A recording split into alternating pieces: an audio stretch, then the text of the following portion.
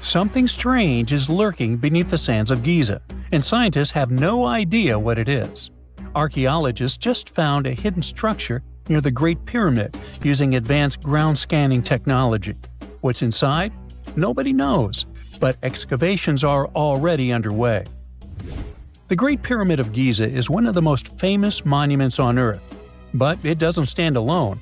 It's surrounded by an ancient necropolis, a massive royal graveyard filled with tombs and monuments. They belong to pharaohs, nobles, and other high-ranking officials. Most of these tombs are above the ground. They're called mastabas, rectangular, flat-roofed tombs built from limestone or mud brick, and they've been studied for decades. But from old movies, we know that these weren't simple graves. They have deep vertical shafts leading to underground burial chambers, where the past was sealed away for eternity. And recently, archaeologists found one curious empty space in the cemetery, a completely unexplored patch of ground. No mastabas, no visible ruins, nada. For years they ignored it, but between 2021 and 2023, they decided to investigate. They didn't dig though. Instead, they used a technology that kind of acts like X-rays for the ground. These radars let scientists see the secrets hidden there. And there was something hidden beneath the sand, something deliberately buried and forgotten. A two-part underground structure. One part was shallow and L-shaped. It's about 33 feet long and buried just 6.5 feet deep. But below that, a deeper, more mysterious anomaly, a structure completely different from anything else in the area. They called it a highly resistive anomaly, which means it's dense and solid, likely made of stone, sand, or even metal. And still, no one has a clue what's inside it. Now, it's clear that humans made the L shape. It wasn't formed by nature. And the shallower structure might have been an entrance to whatever is hidden below. But they only have some theories about what might be hidden there. It's also filled with sand and gravel. It was probably deliberately backfilled after its construction, perhaps to preserve this. Why? Well, we don't know yet. The archaeological team will need to excavate to understand what exactly this thing was and why it was built. The first guess is a lost burial chamber. Many tombs in Giza have underground burial sites, but most have clear surface markers. This one, for some reason, has nothing, but it could be one of them. The second guess is an ancient offering chapel. Egyptologists know that some chapels were built in this shape, but usually they were above ground, not buried like this. And finally, it might be something we've never seen before. If this turns out to be a new type of structure, it could rewrite what we know about the burials of pharaohs. The only way to know for sure is to dig it up. And that's exactly what's happening right now. Excavations are already underway. Archaeologists are racing against time to uncover the truth. But there's a real danger there too. Giza's fragile ancient structures need to be handled carefully. Otherwise, they could be damaged beyond repair. So all we can do is wait for the truth. Now, these tombs always held fascinating mysteries. Unfortunately, we'll never learn tons of these mysteries because of some relentless tomb robbers.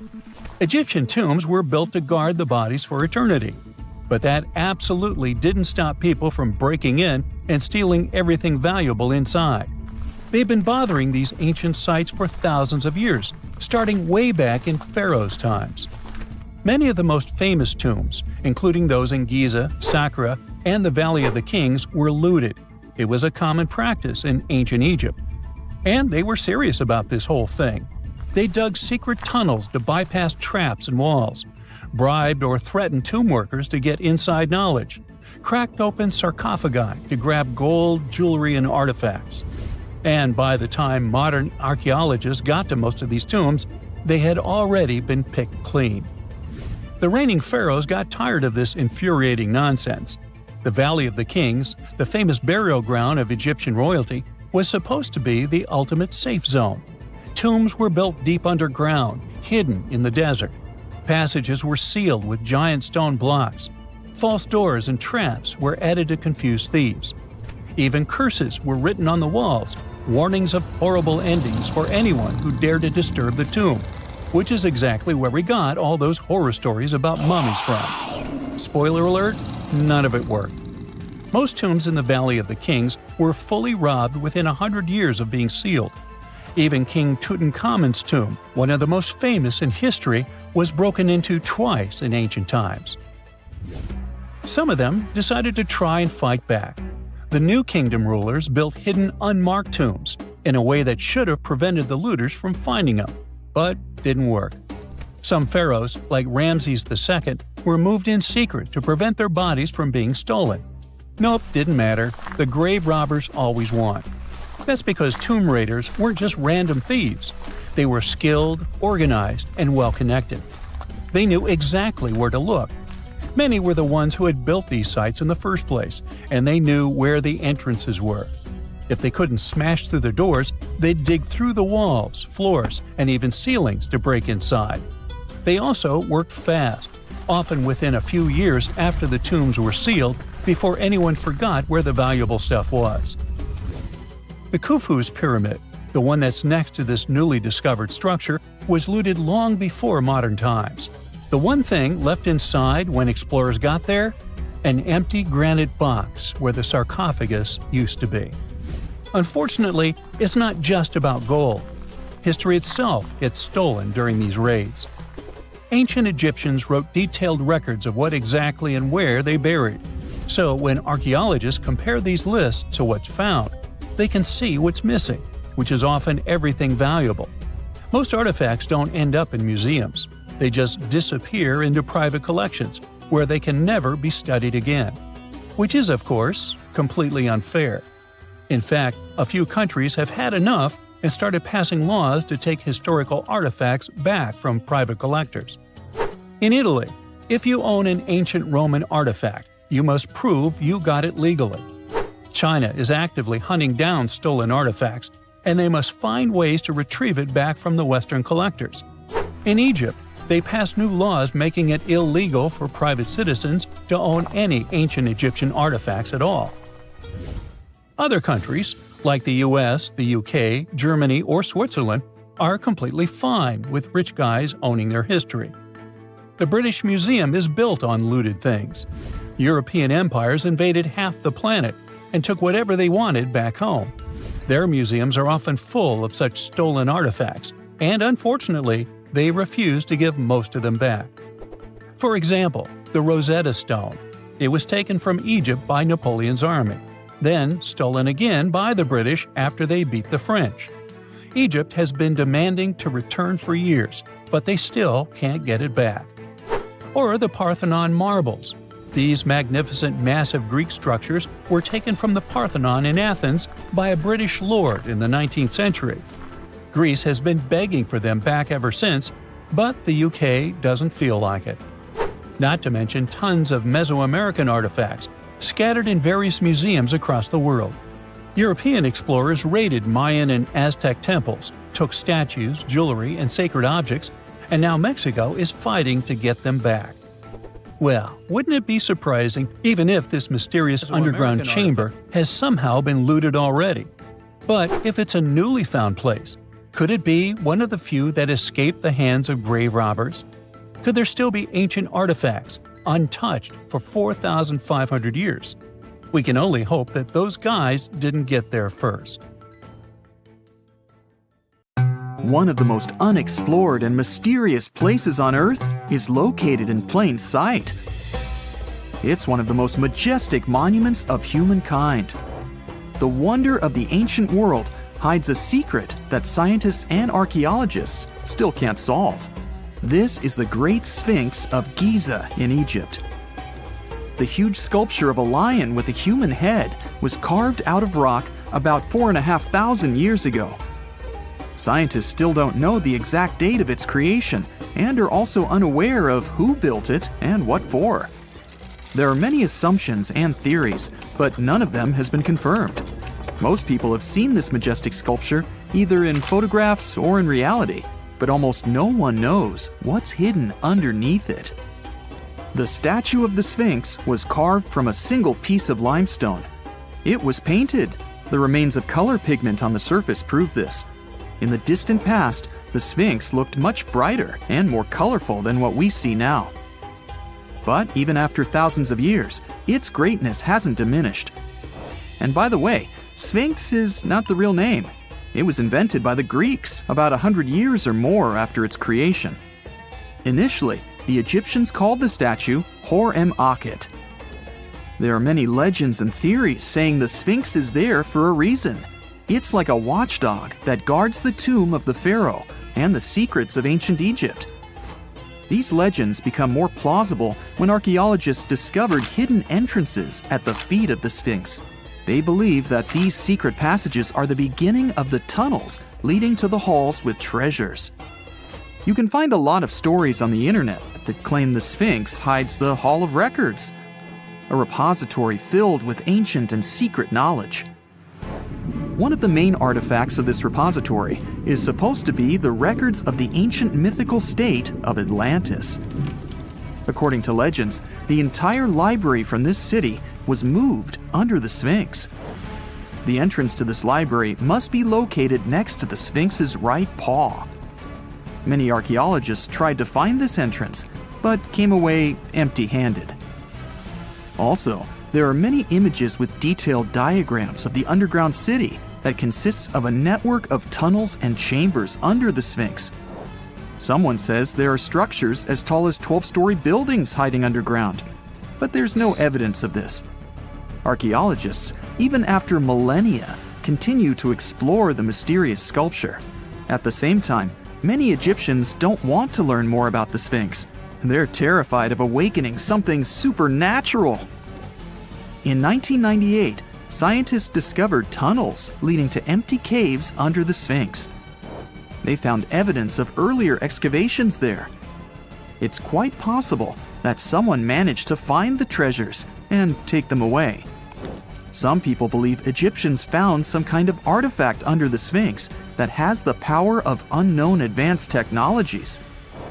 The artifact is so powerful that it can change the course of history.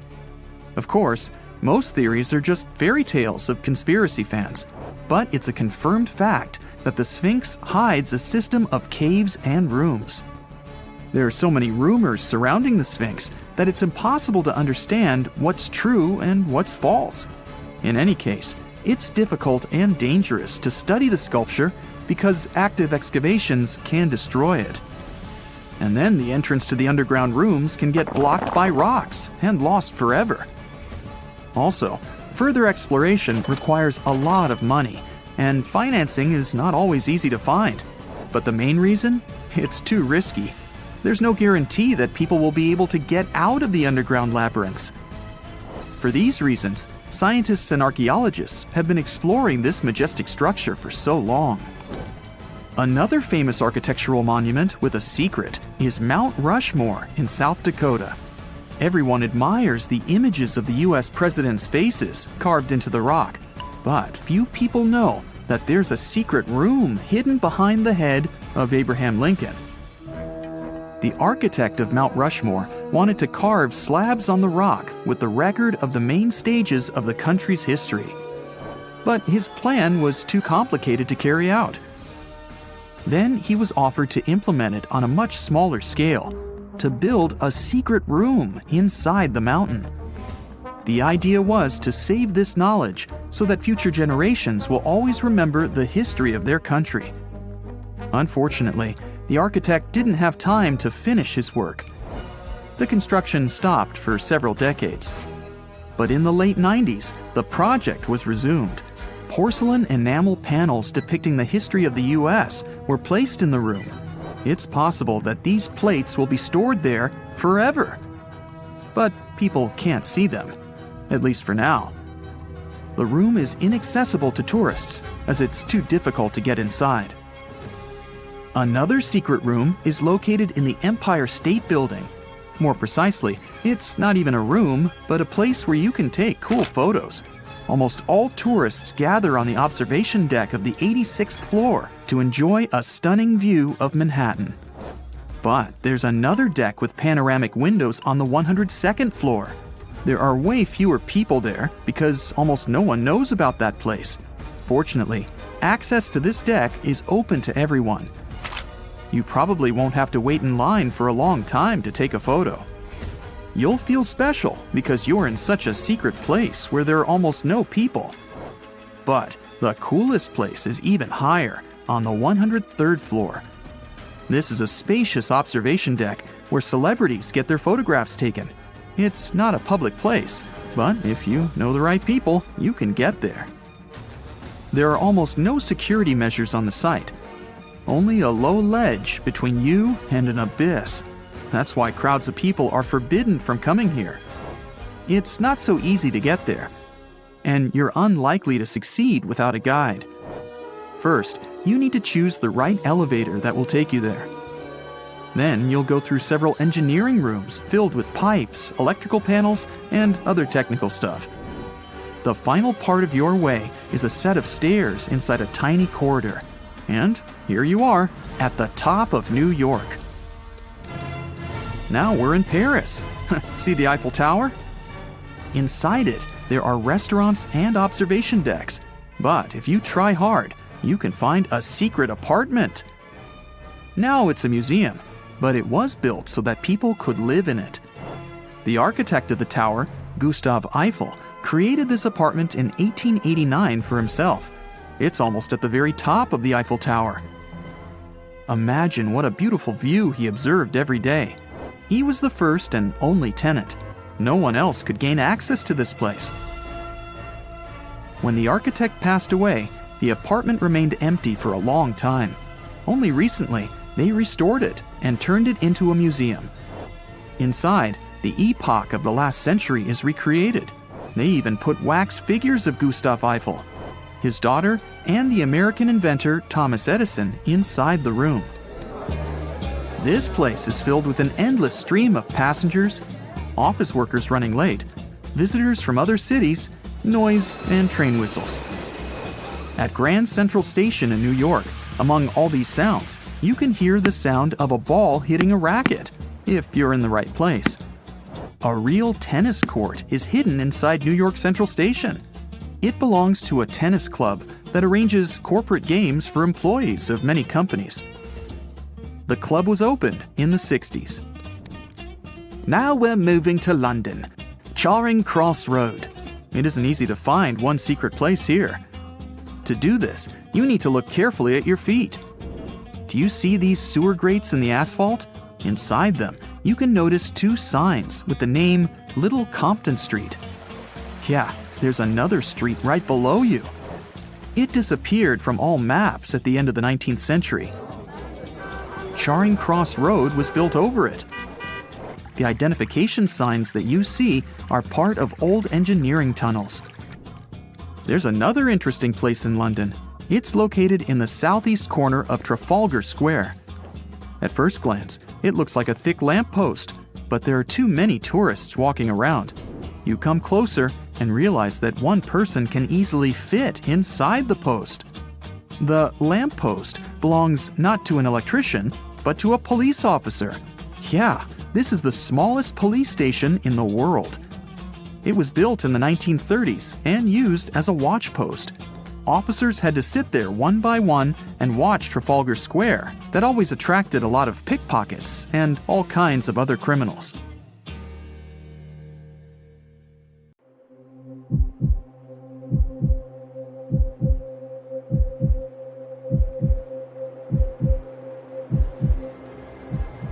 Leave it to people wandering on Google Earth to stumble upon the world's newest and weirdest places ever. Like this mysterious pyramid discovered in Antarctica. Soon enough, the internet blew up with all sorts of theories regarding this unusual shape. Could it be a sign from a different life form? Is this pyramid indeed natural, or is it man-made?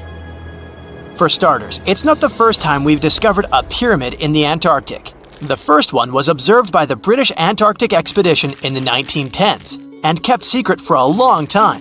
Its discovery being kept hidden only added to the mystery. A second such structure was discovered in 2016, which further increased the interest in the matter. The mystery was soon enough deciphered by scientists. These formations are just mountains. They're located near the Ellsworth Mountains, a range over 250 miles long, so they're just mountain peaks that have broken through the ice sheet. As for their particular shape, it's just a coincidence. Pyramids are found throughout nature. The Matterhorn in the Alps and Mount Ballenstinder in Iceland, for example, are quite similar in terms of shape. As for the official name of these peaks, they're called nunataks, or peaks of rock peeking through a glacier or an ice sheet. Antarctica has way more incredible features, like the fact that it's home of 60 to 90% of the world's fresh water. That's because its ice sheet is the biggest on our planet, stretching across 5.4 million square miles. I'll spare you the calculations, but that leaves only 1% of the continent ice-free. Antarctica's ice reaches 2.7 miles thick at its deepest point, meaning half the height of Mount Everest. Should it ever melt completely, our sea levels would rise to roughly 200 feet. It wasn't always this cold, though. At some point in our planet's history, Antarctica had some average temperatures as the city of Melbourne has today. It took a lot of research, but scientists figured out that Antarctica's temperatures could have reached up to 62.6 degrees Fahrenheit. Sure, that was 40 to 50 million years ago, but if you think about it, it was at the same time when dinosaurs roamed our Earth. Time is also different on this icy continent. All the lines of longitude that help us calculate different time zones merge into a single point at the South Pole. Here, there are 6 months of daylight in the summer, followed by 6 months of complete darkness during the colder season. So, scientists working here stay, on average, in the same time zone they've come from.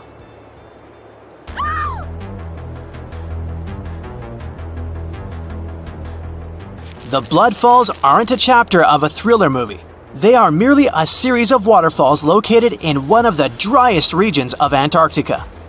They emerge from an underground lake filled with a special type of bacteria. These little organisms use sulfates as fuel instead of sugars, which makes them very intriguing for scientists. The water contained in this lake is so full of iron that it basically just rusts when it meets air. So, the reddish color of the waterfall also gives it its trademark name. The megalodon was the largest predator ever known in our planet's history. In terms of its location, the megalodon lived practically in all waters on our globe, except near the poles. The reason why there were no megalodon teeth found in Antarctica is probably because the gigantic creature was adapted to only warm tropical and subtropical waters. If you plan to visit Antarctica by boat someday, just know you might not get there on a non-metallic boat.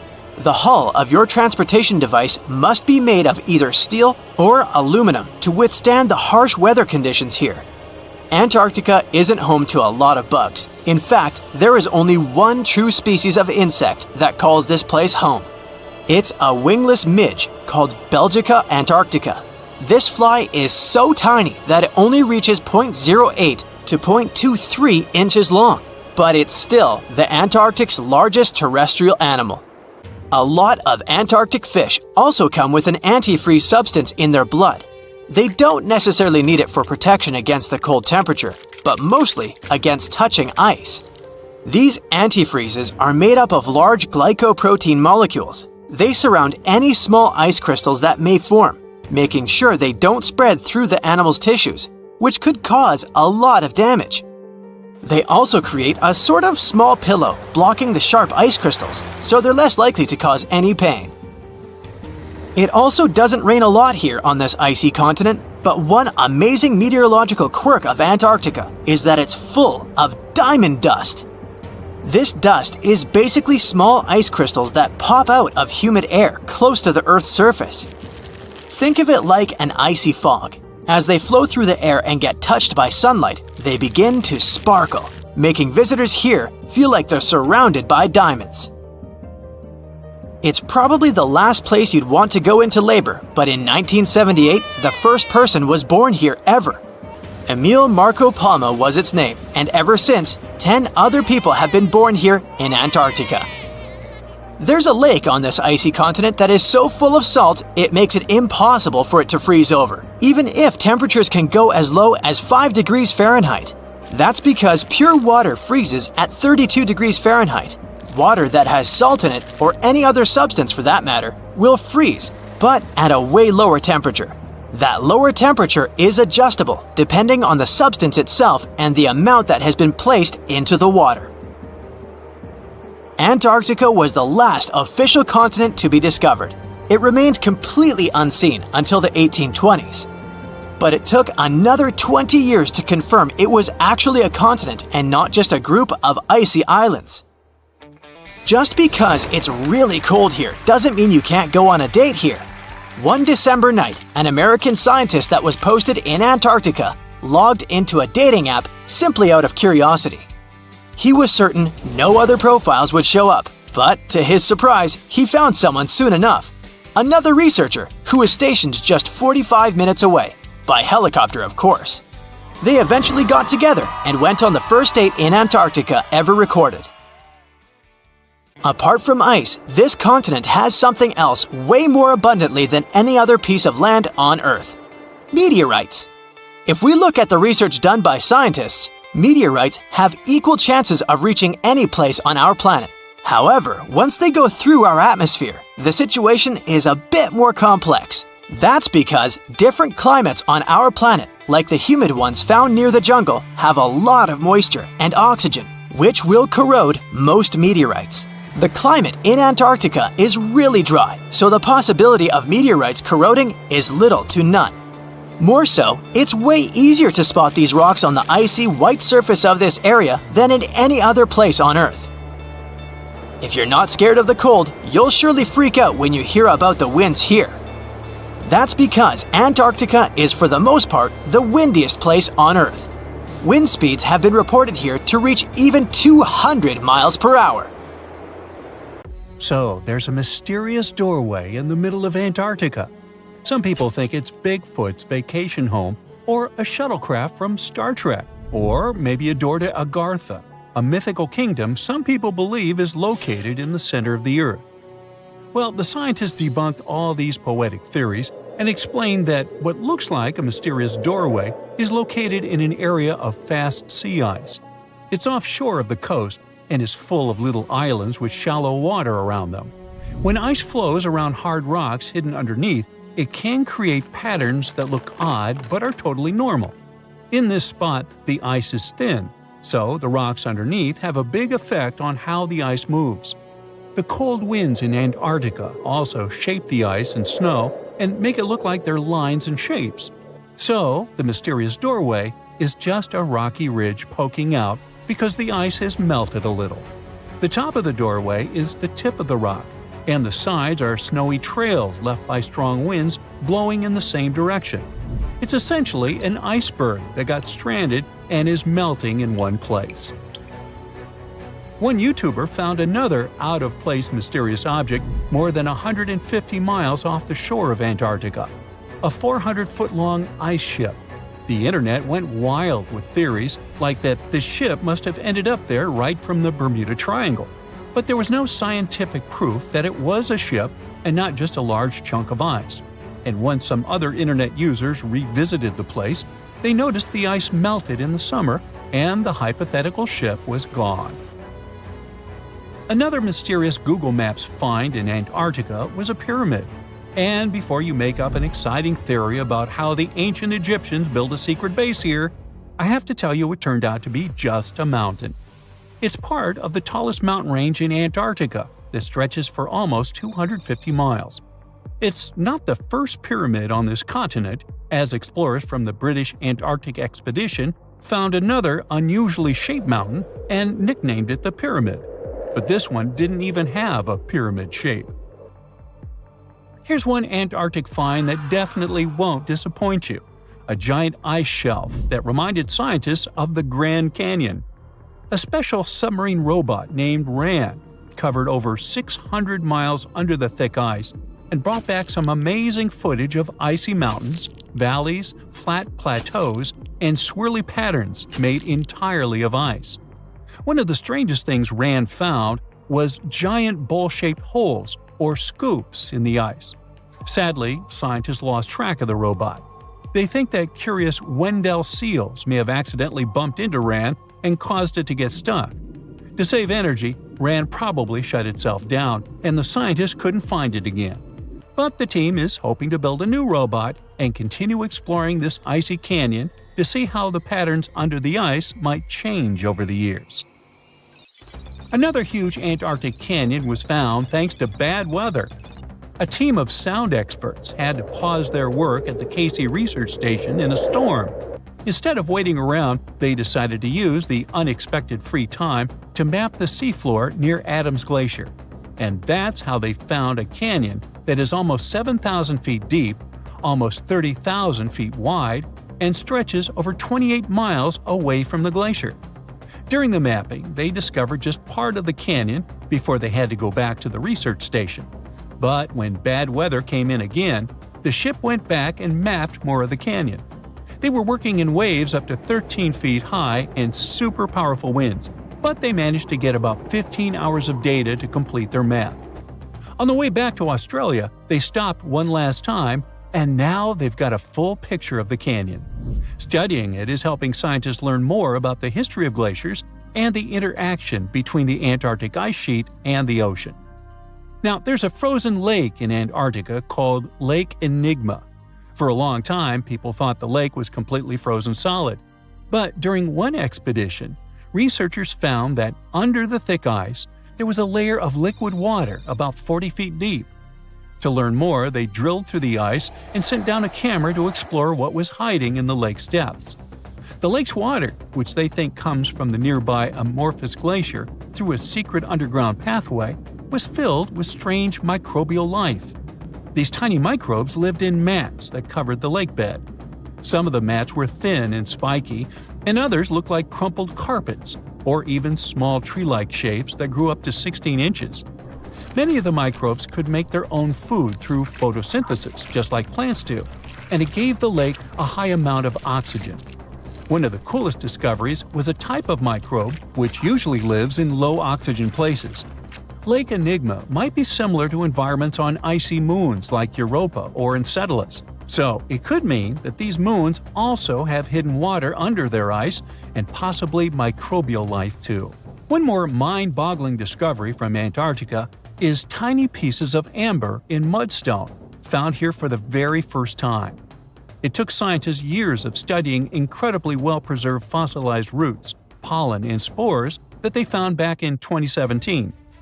Amber proves that resin-producing trees once grew in Antarctica, part of a lush rainforest that existed near the South Pole during the mid-Cretaceous period.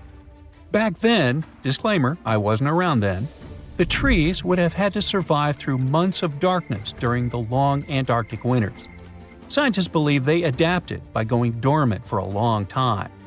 The amber pieces the scientists found are tiny, but they are beautiful shades of yellow and orange with bumpy surfaces that show how the resin flowed out of the trees. This resin likely leaked out to protect the trees from insects. It was preserved because water quickly covered it and kept it safe from sunlight and air. A scientist was browsing through satellite images for brown trails of penguin waste and found 4 new colonies of emperor penguins at the base of the globe. These new colonies likely have been around for years, though 3 of them are rather small, with fewer than 1,000 breeding penguins each. One of the new colonies was found close to a place called the Lazarev Ice Shelf, where there used to be a larger penguin colony. They thought this colony went extinct in 2019, but it seems the penguins have just moved a bit because of changing sea ice conditions. So studying them can help us learn more about how emperor penguins adapt to changes in the environment. Now, there used to be a giant river system in Antarctica 40 million years ago. Researchers found proof of it after studying soft sediments and hard rocks from the frozen seabed. They looked at tiny bits of radioactive elements, like uranium and lead, and learned that the deeper dirt came from the time of dinosaurs. The dirt closer to the surface was younger and had an interesting pattern, like the kind you see in river deltas today, such as in the Mississippi River or Rio Grande. Scientists found tiny signs of life in the sand. The river that once flowed here started in the Trans-Antarctic Mountains and traveled 930 miles before it reached the sea. Researchers kept studying newer layers of dirt from about 20 million years ago. They hope this will help them predict what the Earth's weather patterns might be like in the future.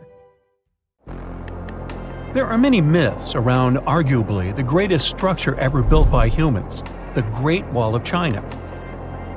Some say it's so grand that it's visible from space. Others claim that you can see it from as far as the moon. Other theories suggest that the builders of the wall were left inside. Well, sorry to disappoint you, but all these impressive stories are just myths. But even with those stories busted, the Great Wall of China is an impressive and truly breathtaking structure. So let me tell you its true story. Today, China is one of the most populated countries in the world, counting as many as 1.4 billion residents. It's also one of the oldest nations in the world. It has 3,500 years of continuous written history, but the civilization existed long before that. There is a theory that while the European continent, for example, was most likely reached by humans from Africa, China wasn't populated by settlers that came from somewhere else. Some people believe that the Chinese civilization got formed from local Stone Age people who lived on the territory since the prehistoric period. So now, the Great Wall of China. It's truly big even by today's standard, stretching for over 13,000 miles. To imagine it better, it's almost 5 times the distance between New York and Los Angeles. Or even a bit greater than the distance between the North and South Poles. Even in modern times, people have never built anything close to this big. Of course, it didn't take a day to build the Great Wall of China. 2? Keep going. In fact, the wall was being built for centuries. Maybe you know that ancient cities had walls around them to protect themselves from invaders. Yes, Chinese cities had them too. The first Chinese emperor united the country in 220 BCE and got a brilliant but very ambitious idea to turn all city walls into one big wall that would defend the country's border against attacks from the north. A trusted general directed the construction, enrolling a big group of workers, soldiers, commoners, and convicts. Back then, the wall was built of rammed earth and wood.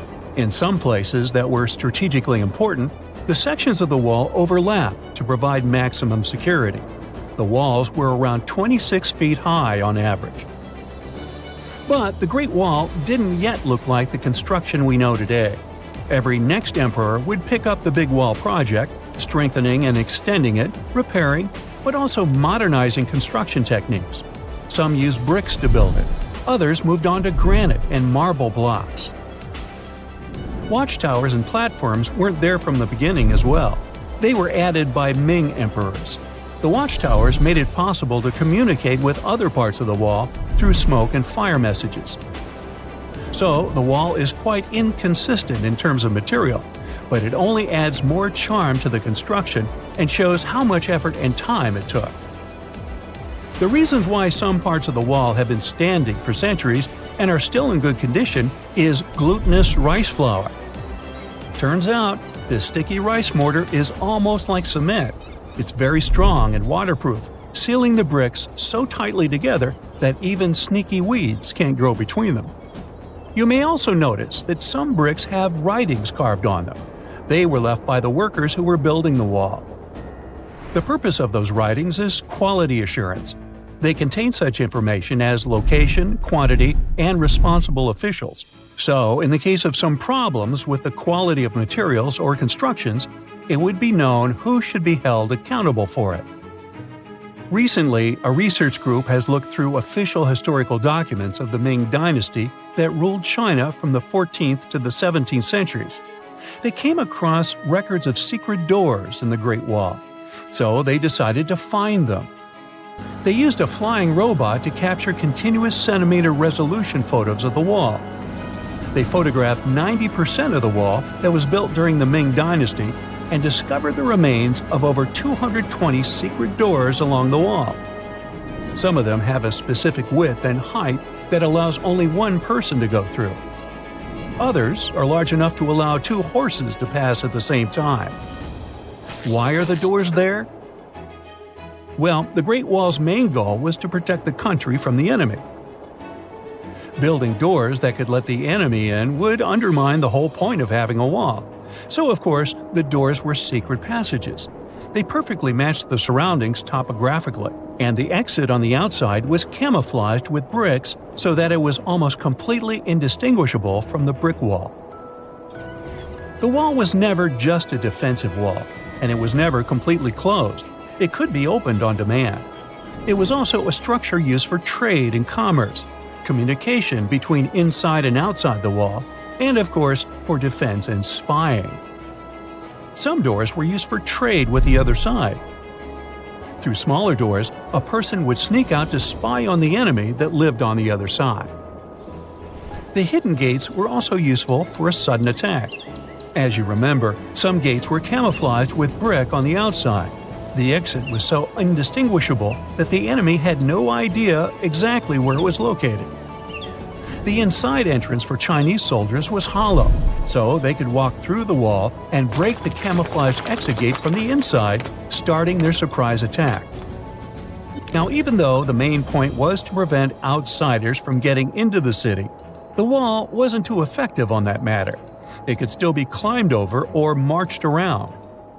So the wall was being watched at all times, and the guards gave signals to the troops if they saw the enemy approach. Also, the wall provided more time to mobilize and bulk up the country's forces or lure the enemy troops into a difficult strategic position. The construction stopped at the end of the 19th century. The wall lost its strategic and military importance due to technological advances. Over the centuries to today, only 8% of the Great Wall is in good condition, and the rest is damaged. Also, around 1/3 of the wall has disappeared without a trace, due to both natural erosion and human damage. I guess you could say it's now just a pretty good wall. As you remember, the first parts of the wall were built out of rammed earth and wood. These are not the most unfailing materials if we're talking about thousands of years. Also, destructive farming methods have turned large areas into a desert and contributed to erosion. Also, many bricks were taken away from the wall in the last century to be used in building farms and houses. The wall is being deconstructed stone by stone even today, but this time by tourists. Quite a few of them take a stone as a souvenir. That's a total of a lot of stones, considering that over 10 million tourists visit the Great Wall every year. Since 1987, the wall has been a UNESCO World Heritage Site, highlighting that it has an outstanding importance to humanity. The wall is one of China's 56 World Heritage Sites, second place among countries with landmarks protected by UNESCO. Who's first, you ask? Well, the top spot, with 58 World Heritage Sites, belongs to Italy. And do you know that the wall isn't only a famous tourist attraction, but also the location of the Great Wall Marathon? It's a marathon that was established in 1999 and is one of the most challenging ones in the world. You guessed right, people run along the wall, including all the steps. There are 3 distances, so that participants can run a full marathon that is 26 miles, a half marathon that's 13 miles, or just have a fun run of 5 miles. There are countless doors all over the world that haven't been opened for decades, and even centuries. The question is why? It seems that nowadays you can open any door you want. The truth is that some doors were sealed for a grave reason. And so far, nobody has found out what treasures and mysteries they hide. Here are 4 doors that keep their secrets all too well. The Taj Mahal. First up, we've got the Taj Mahal in India, one of the most romantic places in the world. Shah Jahan commissioned it in 1631 and dedicated it to his 3rd wife, who he loved like crazy. They were married for 19 years and had a whopping 14 kids together. But unfortunately, she passed away while giving birth to their last baby. Shah Jahan was heartbroken and decided to build an epic tomb to remember her by. The construction took a whopping 20 years to finish.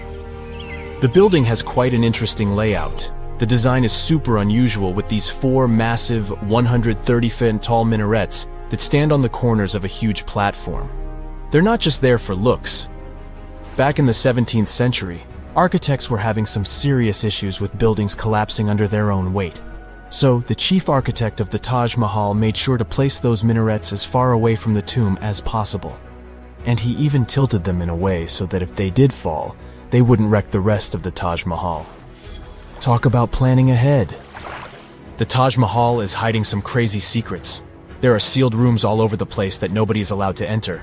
And if you check out photos of the building from the riverside, you can spot 2 basements. But guess what? They're sealed up too. Nobody knows what's inside or why they've been locked up since the time of Shah Jahan. Apparently, there's a good reason why those rooms are off limits.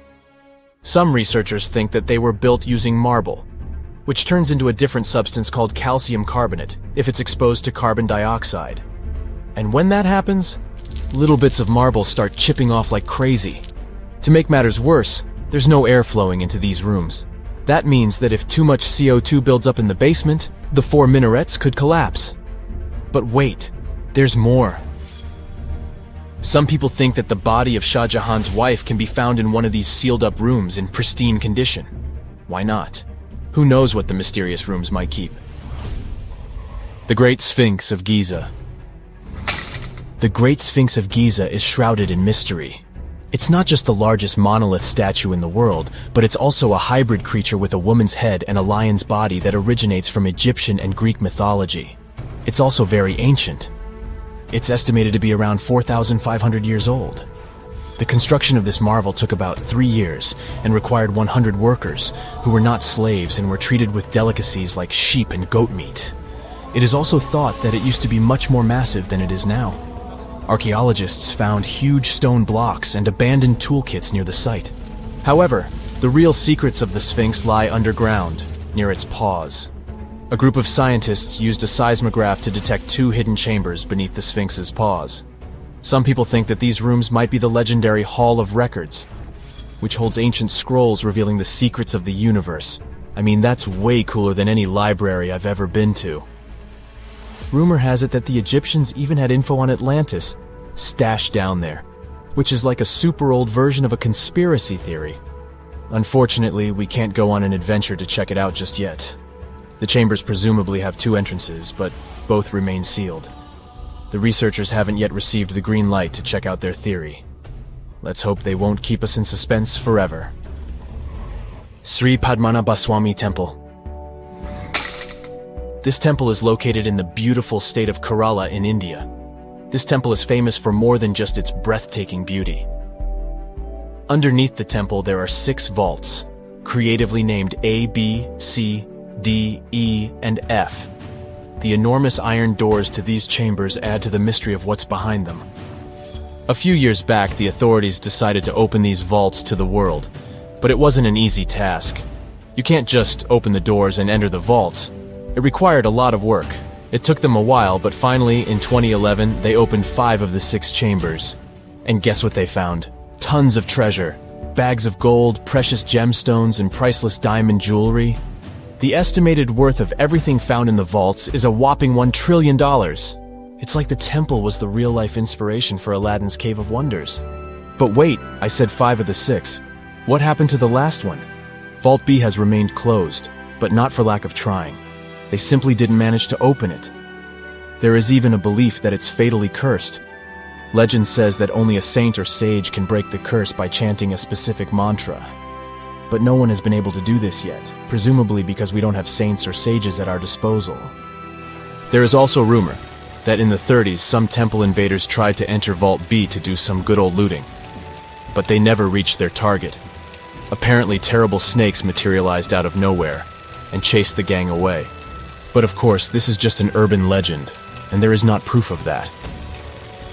However, it is said that the Auditor General dealing with the temple claimed that Vault B had been opened at least 7 times since 1990, and nothing bad happened to anyone who entered. Who knows? Maybe we should send Indiana Jones to check it out.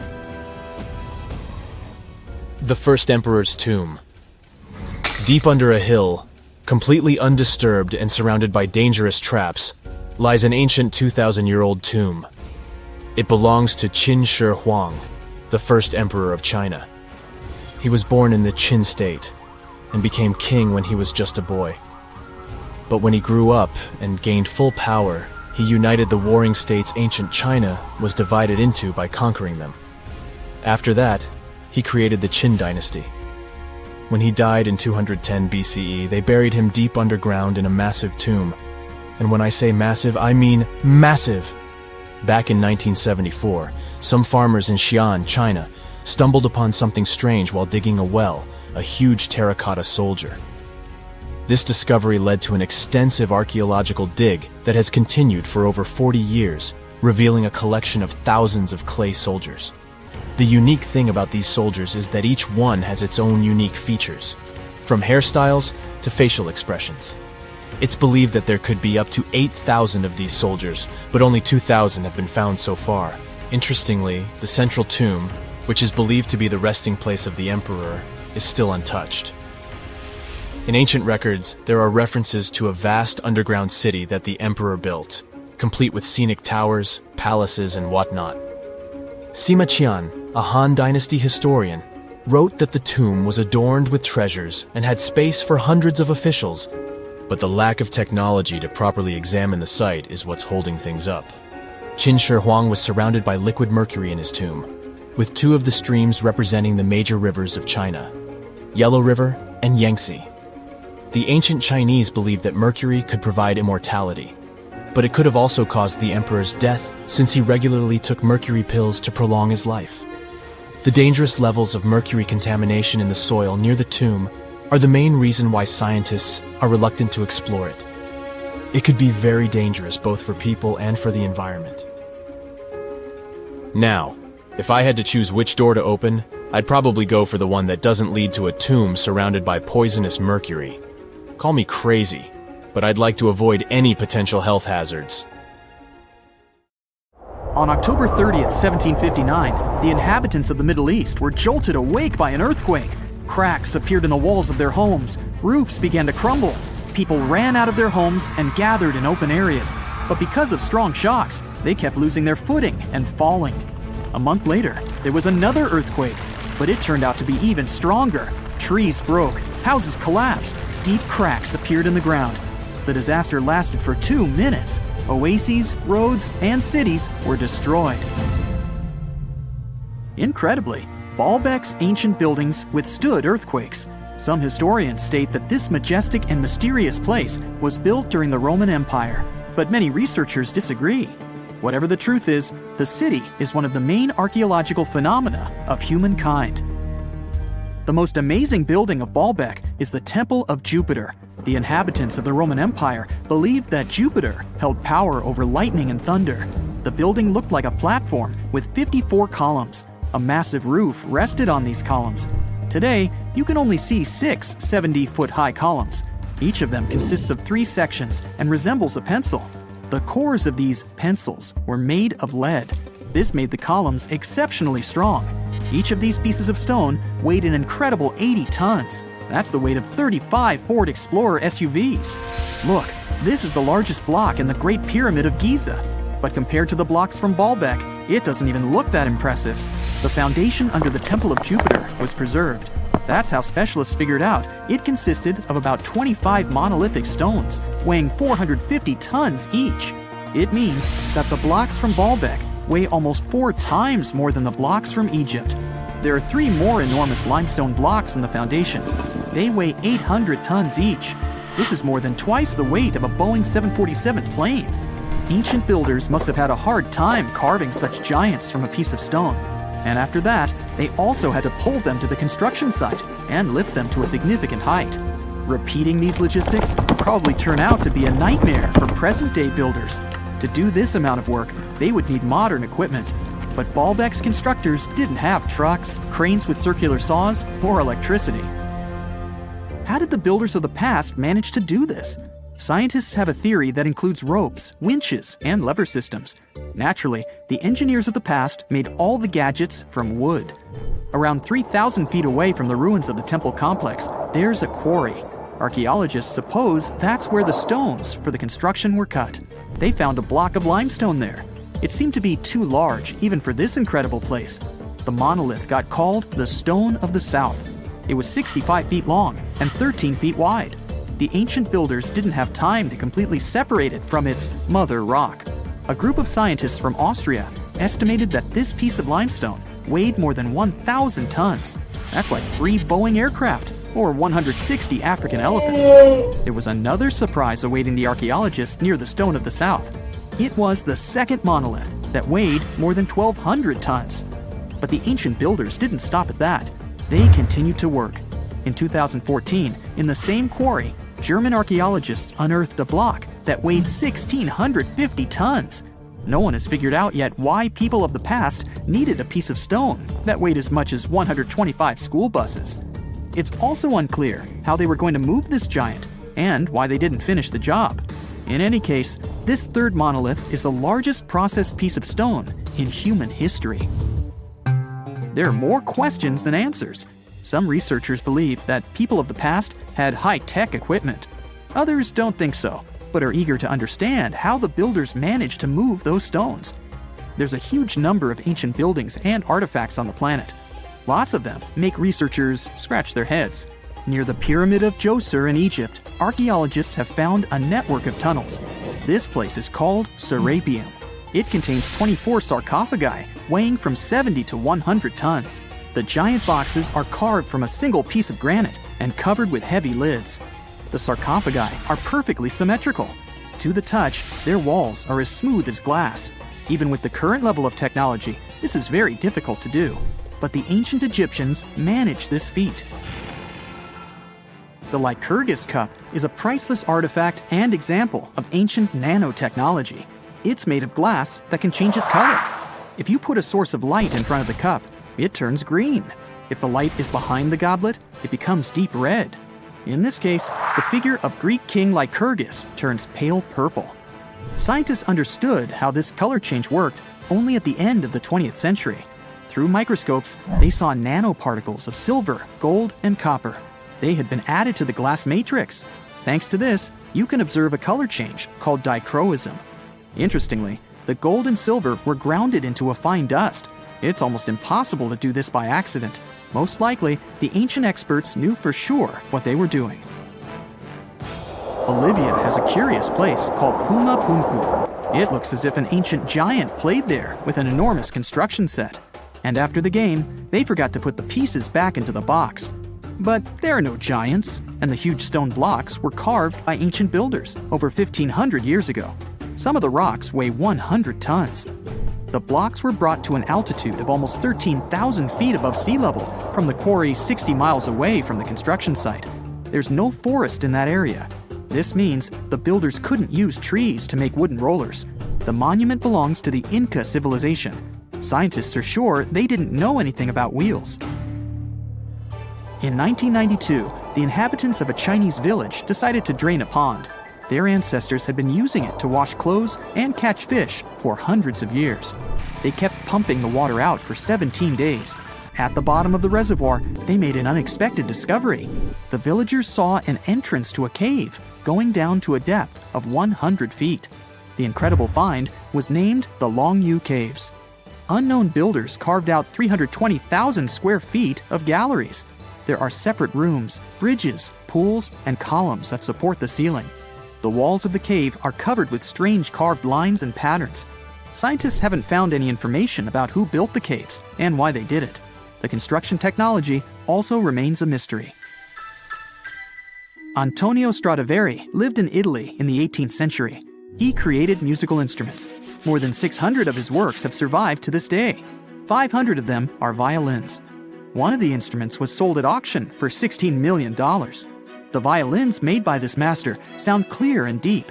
Researchers can't understand why Stradivarius instruments produce such unique sounds. Perhaps it's all about the varnish the master used to cover the violins. The answer may also lie in the wood the instruments are made of. In those days, Europe had a cold climate. Because of this, the wood became denser, and the instruments made of it sounded especially pleasing to the ear. In the Indian city of Delhi, there's a 23-foot-high pole. It weighs 6.5 tons and is made of 98% wrought iron. The 1,600-year-old pillar has no signs of rust or decay. Scientists believe that the monument is so well preserved thanks to the dry weather and the chemical composition of the metal. It might be resistant to corrosion. And still, researchers don't know how the blacksmiths managed to make an iron pillar that's not afraid of rust. It seems like a tough feat, even for modern metallurgists. The Al-Nasla rock is divided into two parts by a perfectly straight slit. Each boulder stands on a small pedestal. Some people believe this is the evidence of ancient laser technology. But geologists think the split happened due to the ground shifting or natural vibrations that occurred under the rock. This process led to the appearance of the crack. It had been deepening for thousands of years, and gradually, the natural monument took the form you can see today. It's nighttime, and you're about to walk inside Pharaoh Tutankhamun's final resting place. You know, King Tut. You don't have a torch, but at least you came with a flashlight. You walk down several flights of stairs and observe how the walls are carved in hieroglyphics and what looks like a spell. Those who take anything from this place will be doomed for life, the spell says. Even if you don't really believe it, this scares you a little bit. You find a huge stone door. Is it a trap? You manage to open it, but oh no, it's only an empty chamber. You check your map. It seems like you're heading in the right direction. After what feels like hours, you realize you must be trapped inside a labyrinth. You try to retrace your steps, but you can't find the door where you came in from anymore. That's it, you think to yourself. You've fallen for the Pharaoh's trap.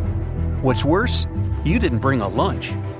Okay, so we've all seen Hollywood movies where the main character is exploring ancient ruins and faces some seriously dangerous traps, right? We've been told Egyptian royalty protected their final resting places with venomous scorpions and snakes, sliding doors that will trap you for life, and giant rolling boulders that will crush anyone on their paths. The thing is, were these traps truly real?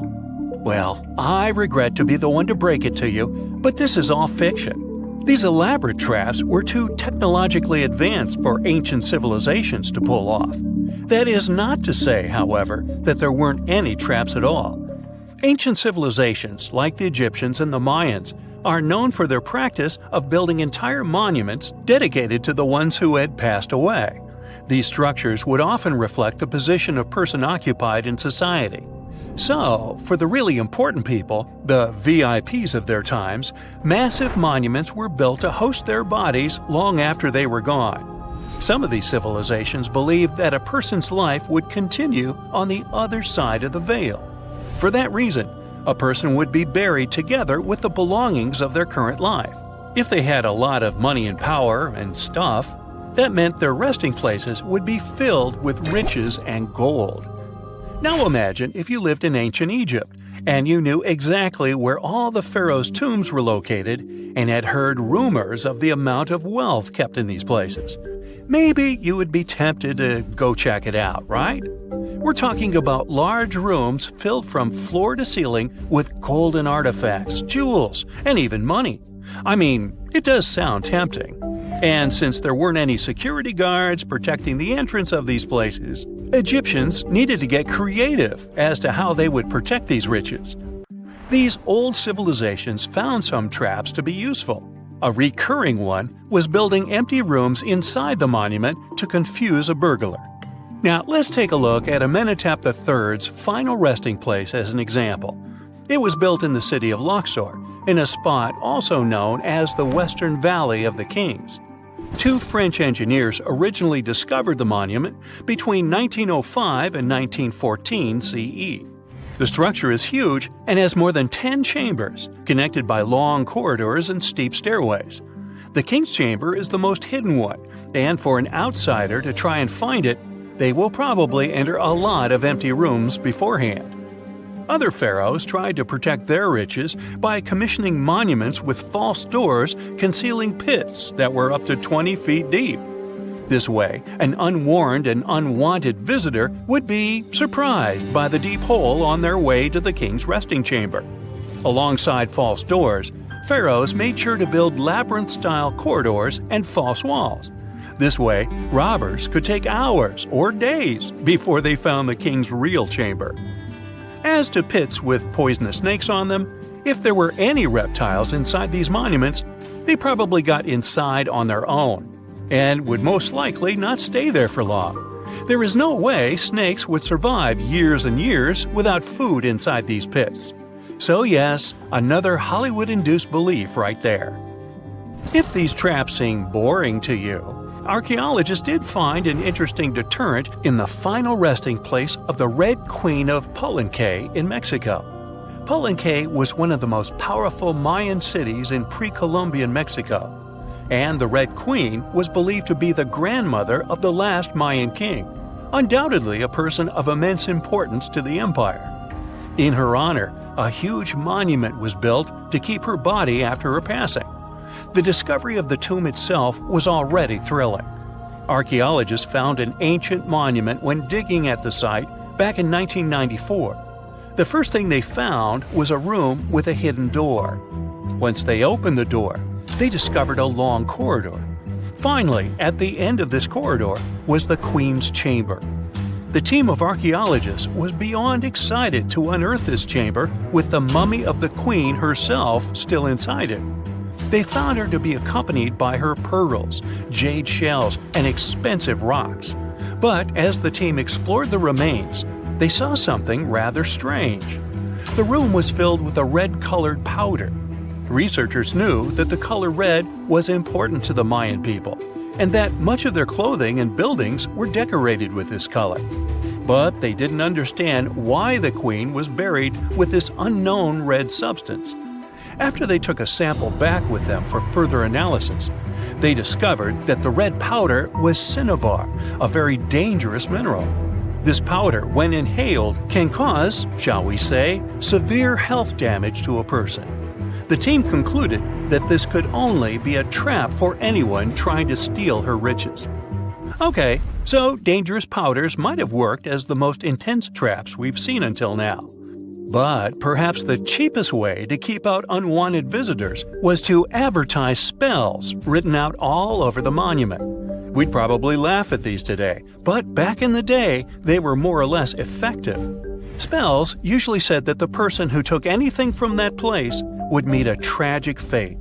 Some spells said that robbers would lose their houses in big fires or terrible floods. Other spells said burglars would have incurable and undiagnosed health issues, but they weren't really enough to stop people from taking any gold. There are some stories surrounding how these spells might have been real. One of them is from the famous British Egyptologist Howard Carter, the one responsible for unearthing Pharaoh Tutankhamun's resting place in the 1920s. After months of unsuccessful digging, Carter discovered the tomb's existence by chance. He found the entrance to a stairway right beneath the soil where he had been searching all those months. With the help of a team, he cleared the piles of sand blocking the stairs and discovered a doorway. The door had several royal symbols carved into it, and Carter knew this could only mean a very important person had been buried there. And he was right. With a chisel, he made a hole in the top left-hand corner of the doorway and lit his vision with the help of a candle. He couldn't believe what he was seeing, the reflection of several golden and jeweled items crowding the chamber before him. Lost for 3,000 years, Carter had just discovered the final resting place of King Tut. But the story didn't finish here. This discovery was accompanied by a series of unfortunate events that led people to believe it had something to do with the pharaoh's spell. Carter himself mysteriously passed away just a few years later, and some of his assistants lost their houses in floods, just like one of the spells threatened. Some say it's just coincidental, as there's no real proof of these things being connected. Well, what do you think? Was this an effective trap after all?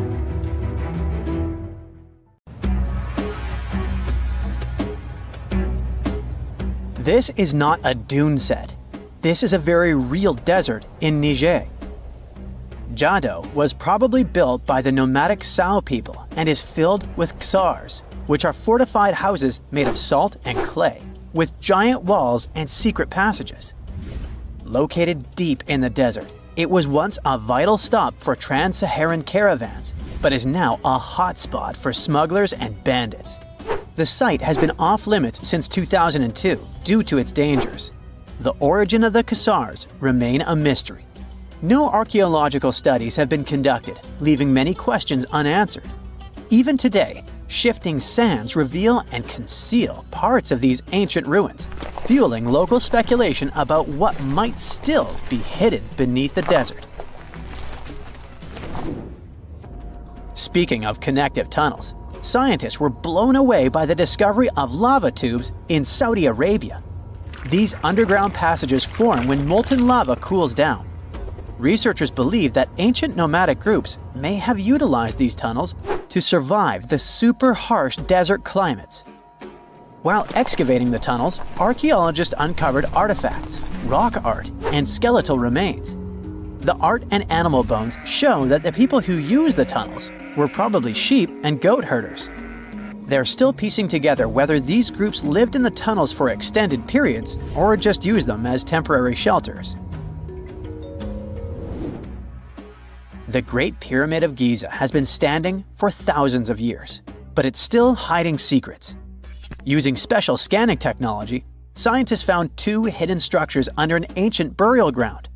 The first is a shallow L-shaped structure, and below it is a much larger space that could be a final resting place or a chamber.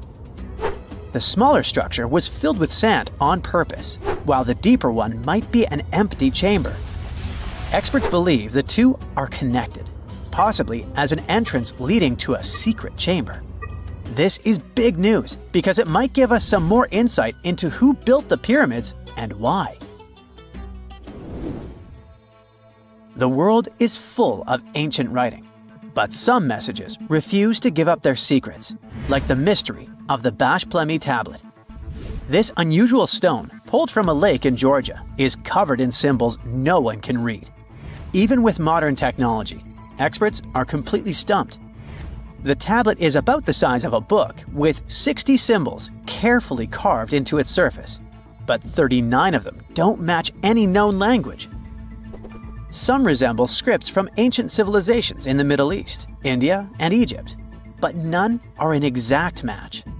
To make things even trickier, part of the tablet is broken off, meaning a piece of the puzzle is missing forever. To rule out a hoax, scientists studied the tablet closely. They confirmed it's made of vesicular basalt, an extremely tough local rock. Whoever carved these symbols must have been really skilled. Based on similar archaeological finds, experts believe the tablet could date back thousands of years, possibly to the late Bronze or early Iron Age. Some symbols repeat, which could mean they're numbers. Maybe it's an inventory list, a record of battles, or even an offering to the deities. Until someone cracks the code, the Bashplemi tablet remains an unsolved mystery from the depths of history. Experts are still stumped with what this Minoan disk might mean. The Phaistos disk is one of the most mysterious finds from the Minoan civilization. This 6-inch clay object, discovered in 1908, has strange spiral markings that no one has fully decoded yet. The disk has 241 symbols on both sides, showing everything from people and animals to tools and plants. Experts have come up with many theories about what the symbols mean. Some think it's an early form of Greek. Others suggest it's a prayer or a hymn. And some even believe it could be a letter from a king in Anatolia to a Greek ruler. Let's see who will be the first to figure this out.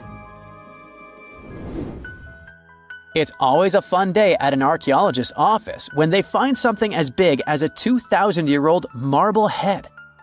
A French archaeologist mission went digging inside an old medieval house near Alexandria in Egypt and found a statue's head depicting an old, possibly ill man. This statue dates from the last Egyptian dynasty before it became part of the Roman Empire, and the site where it was found is associated with the likes of Cleopatra and Mark Antony. For archaeologists, even the smallest finds at this site means a lot. You've heard of Lucy, right?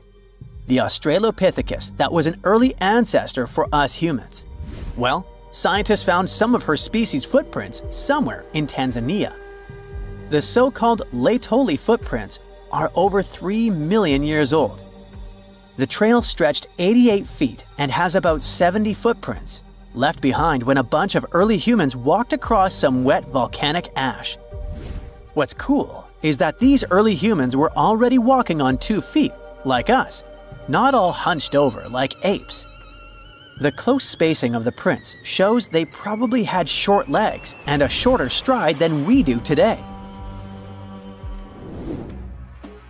In an ancient Egyptian temple, archaeologists uncovered a shrine unlike any other, a place dedicated to falcons and 2 mysterious deities. One deity had a falcon's head, while the other wore a crown with a sun disk and cow horns. But the most baffling discovery was an inscription that read, "It is improper to boil a head in here." At the heart of the shrine, there are 15 headless falcons carefully arranged on a pedestal, likely as offerings to the falcon-headed deity. One theory suggests the birds were boiled first, perhaps to pluck their feathers, before being placed in the shrine, following the strange rule carved into stone. Archaeologists also found a 13-inch iron harpoon nearby. Its true purpose remains unknown, although the shrine also held remains of fish, mammals, and bird eggs, suggesting that the rituals may have included feasting. And speaking of ancient Egypt, meet Hathor. Scientists named her after the ancient Egyptian deity of motherhood, music, and singing. This wooden statue, housed at the Metropolitan Museum of Art, was thought to be just a beautiful artifact, until a surprising secret was uncovered. Using an X-ray machine, experts found a mechanical operating system inside it, with pulleys and axles connecting her shoulder to her left leg. When activated, the system made her hand raise and lower, an engineering marvel from over 3,000 years ago. The statue was created during Egypt's Middle Kingdom, around 1800 BCE, and is often compared to 19th century automata due to its advanced design. It's believed the statue was used in religious ceremonies, symbolizing Hathor's role in dance and music. An unexpected discovery happened in northern Kuwait, where a Kuwaiti-Polish team uncovered a mysterious 7,500-year-old statue. The statue features an elongated skull, no mouth, narrow eyes, and a flattened nose. This feature is thought to be an Ophidian figurine, named after the Greek word for snake, and it was likely made by the Ubaid culture, a civilization known for their pottery skills. While no one knows exactly what role this weird statue played, it might have been linked to rituals or symbolic practices. Some scientists think these figurines, found in homes or final resting places, were tied to important cultural beliefs. We couldn't mention unresolved mysteries of this world without speaking about these elongated skulls. In the deserts of Peru, researchers uncovered 5 ancient skeletons, 2 with unnaturally elongated skulls. While head shaping was common in many cultures, these skulls defy explanation. Local legends tell tales of the so-called gentiles, a mysterious race banished underground by the powerful deities. Some say this is what the skulls represent. Others think this is some type of genetic anomaly, which was confirmed after finding an infant skull, too large to be artificially shaped. Before we get into the reason why and how there are pyramids all around the world, let's talk about some of the examples. I'll start with the Pyramid of the Sun in Mexico. These folks really knew how to build a city. Their well-planned urban center spanned over 7 square miles and boasted several pyramids. But the Pyramid of the Sun is the most impressive. This giant pyramid was built way back in 100 CE and is one of the biggest structures of its kind in the whole Western Hemisphere. It's so big that it's 216 feet high above the ground. If you ever find yourself in this ancient city, you won't be able to miss the Pyramid of the Sun. It's right there on the east side of the Avenue of the Dead, the city's main north-south street. To build this incredible pyramid, around 1 million cubic yards of material were used, including a special kind of red volcanic rock called hued tizontal. Impressive, huh? We don't know too much about the people who built the Pyramid of the Sun or its purpose. But archaeologists believe there was once a temple on top of it. When explorers went below the pyramid in the 1970s, they found a bunch of cool tunnels and chambers. In 2011, they even found a secret stash of clay pots, obsidian pieces, animal bones, human figurines, and a mask. Who knows what other secrets the pyramid is hiding? If you decide to see this one, you must climb the pyramid using the 248 uneven steps on the west side. Watch your step. Sudan got some pyramids too. Nubian pyramids aren't as big as the ones in Egypt, but they still got around 200 of them. These ancient pyramids have been home to the tombs of the pharaohs of the Meroitic Kingdom for almost 1,000 years, who ruled Egypt from Nubia to the Mediterranean Sea. The pyramids at Meroe were constructed using granite and reddish sandstone. Oh, and did you know that Sudan has more ancient pyramids than Egypt? The Kushite pyramids depict the indigenous architecture and burial traditions of Nubia's Napata and Meroe kingdoms, which ancient Egypt influenced. Meroe, the burial site of over 40 queens and kings, is the most extensive Nubian pyramid site. The tomb walls depict mummified royals bedecked in jewelry, their wooden caskets containing bows, quivers of arrows, and other artifacts pointing to the Meroitic relationship and trade with Egyptian and Greek civilizations. So if you're looking for some ancient tombs to explore, you may consider skipping the crowds in Egypt and heading on down to Sudan. Let's fly to Iraq to see some more pyramids. Ziggurats have fancy receding layers and tiered temples. Instead of a smooth exterior, it has tiers like a cake. Perfect for all the important work and rituals that went on inside. You can find these towering structures scattered throughout Iraq and Iran, and they're a real testament to the power and skills of the people who built them. One of the biggest and most impressive ziggurats is the ziggurat at Ur. It's basically a giant rectangular pyramid that stands a whopping 70 to 100 feet tall, with 3 levels of terraces and a temple on top. Can you imagine how many baked bricks it took to build that thing? Try 720,000 for just the lower portion. This particular ziggurat was built for Sumerian king Ur-Nammu. Similar to other ones, this pyramid has been around for thousands of years, so it got a little rough around the edges. Thankfully, the Babylonian king Nebuchadnezzar II and some archaeologists came to the rescue in the 6th and 20th centuries respectively, and now you can find this near Talil Air Base. The ziggurat at Ur was built in 2100 BCE by King Ur-Nammu for the moon deity Nana. It was the tallest building in the city, and you could see it from miles around. It was like the medieval cathedral spire of its day. People would come here to bring their agricultural surplus and get their food allotments and seek spiritual nourishment. Sadly, the Nana temple at the top of the ziggurat didn't survive, but we do have some blue glazed bricks that may have been part of its decoration. The lower parts of the ziggurat are pretty amazing though. The architects even included holes in the temple's baked exterior to let the water evaporate from its core. Since we explored some of the pyramids on our planet, let's take a broader perspective. They can be found in many parts of the world. Egypt has over 100 pyramids, double that number in Sudan, and dozens of others are scattered in the Middle East and China. The Americas have the most pyramids in total, with more pyramids than the rest of the world combined.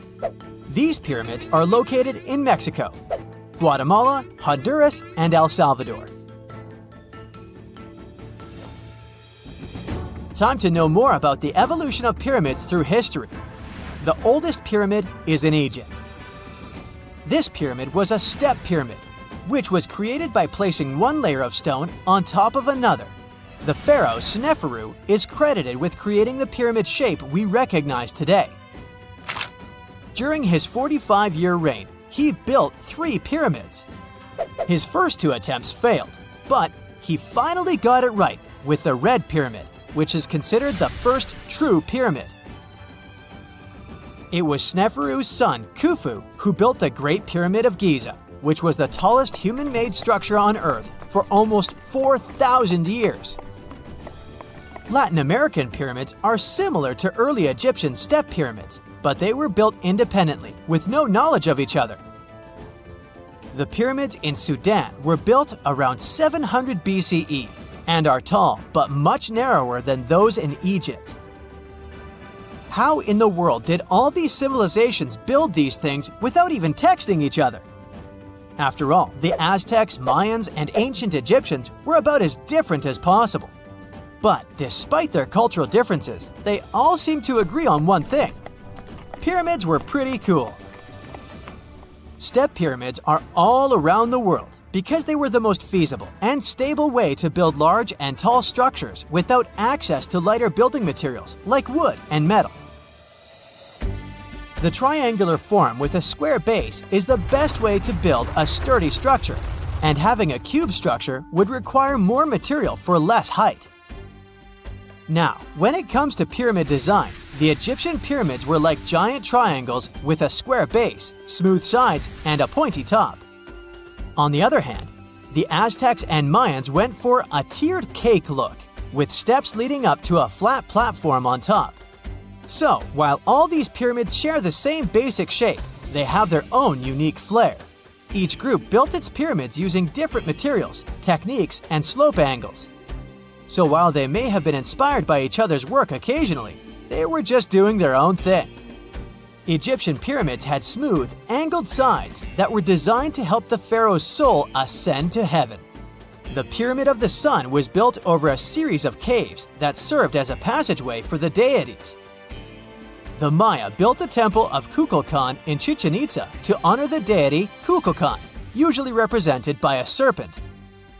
Nicknamed El Castillo, it has 91 steps on each side, plus a platform. That's 365 steps, one for each day of the Mayan calendar. Tell me, Brightsiders, how were pyramids built? To begin with, humans made them, not a foreign race from space that landed on Earth. You see, one thing that all pyramids have in common is that they were built without advanced tools or even the wheel. It took a lot of people to build them, including skilled laborers and architects. For example, it's estimated that 20,000 people built the Great Pyramid of Giza, and it's believed that most of them were skilled laborers. Building pyramids was a massive undertaking that required years of planning and effort.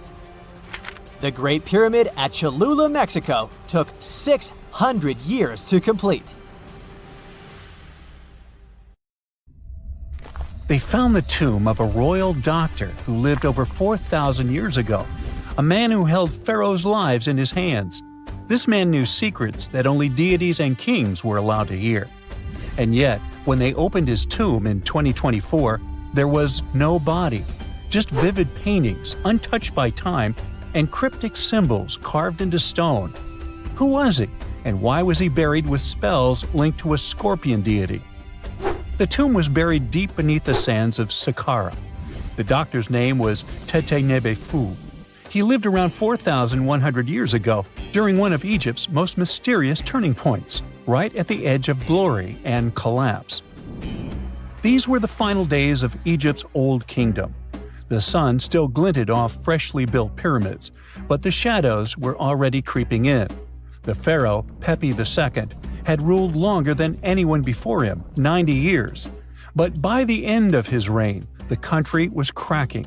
The power was slipping, the regional leaders were rising, and the Nile floods grew unpredictable. In this shaky period, the mysterious doctor thrived. His tomb was discovered by a Swiss-French archaeological team in the shadows of old pyramids. The weirdest part was that when they uncovered his burial chamber, they found no body, No golden treasures either. Unfortunately, the tomb had been robbed long ago. But what remained was something even more fascinating: the words and images left on the walls. The paintings are still vibrant, bright colors that somehow survived all those years underground. The walls show jars, containers, strange abstract patterns, and geometric shapes. And then there are hieroglyphs, lines and lines of sacred script carved with precision, like someone had poured their soul into every curve. These inscriptions revealed who Teti Nebi Fu truly was. Turns out, he wasn't just any doctor. He was the conjurer of Serket. Now, Serket was the female deity of scorpions, sacred and terrifying. Egyptians believed she could stop venom, heal bites, and protect the living from toxic elements. The title, Conjurer of Serket, meant Tete Nebi Fu was a specialist in treating dangerous stings and bites. And if he got an entire tomb for himself, he may have been Egypt's top expert in those things, a man who healed with both medicine and magic. But that wasn't all. He also held the title Director of Medicinal Plants, a title seen only once before in all of ancient Egypt. That means he knew the healing power of herbs, roots, and oils like no one else. Now, you might wonder, what plants in a huge land of sand? But in reality, ancient Egyptians used herbal medicine that would hold up in some labs today. They created pills, ointments, and inhalers. Most often, they chose some active ingredient, a flavor to make it easier to take, and something to deliver it into the body. Sound familiar?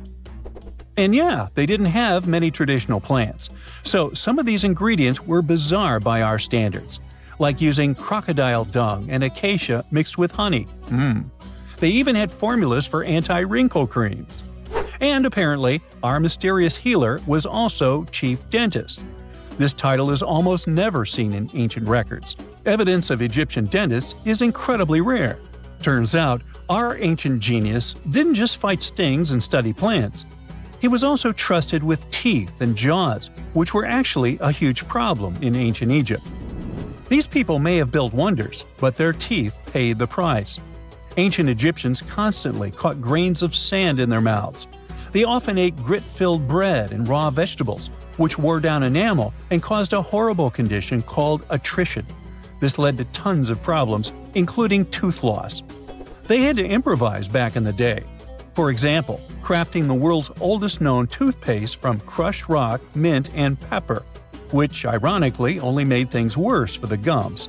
Or a toothpaste from things like eggshells, pumice, and natron, a salty mineral used for cleaning. They were also inventing mouthwashes from celery, bran, and herbs to ease the problem.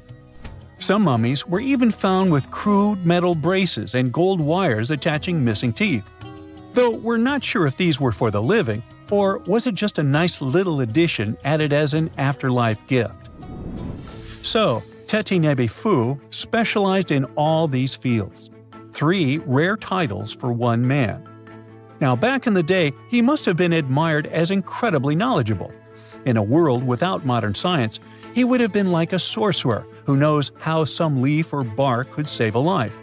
That's why archaeologists believe Teti Nebi Fu wasn't just any doctor. He was, most likely, the royal physician, the one who treated the pharaoh himself. We don't know for sure which king he served. Maybe it was Pepi II, and who knows, maybe that's why the guy lived so long. But if that was the case, Teti Nebi Fu may have lived through the final moments of the Old Kingdom, watching the Golden Age crumble from inside the palace walls. And then he was buried, the body was looted, or perhaps just lost to time. But the team says they're still studying the tomb, still uncovering the traces of this incredible man. Overall, ancient Egyptians were practicing medicine on a crazy advanced level. Some practices feel familiar even today. They had hospitals, specialists, surgeries, and many more things, even medical schools. Both men and women were allowed to be doctors. They healed with various methods and practiced surgery with actual tools, scalpels, forceps, even sutures. Some doctors treated only the eyes, others the teeth, the stomach, or even what they called the hidden diseases. They knew how to clean and dress wounds, could set broken bones using splints made of wood or reeds wrapped in linen, and even prevented infections. There were even proctologists. They also built the first prosthetics, like a wooden toe with leather straps that help people walk normally again. The oldest known prosthetic is 3,000 years old. Now, the most shocking part is how they actually even tried to remove tumors. A recent study looked at a 4,000 years old skull. It belonged to a man in his 30s.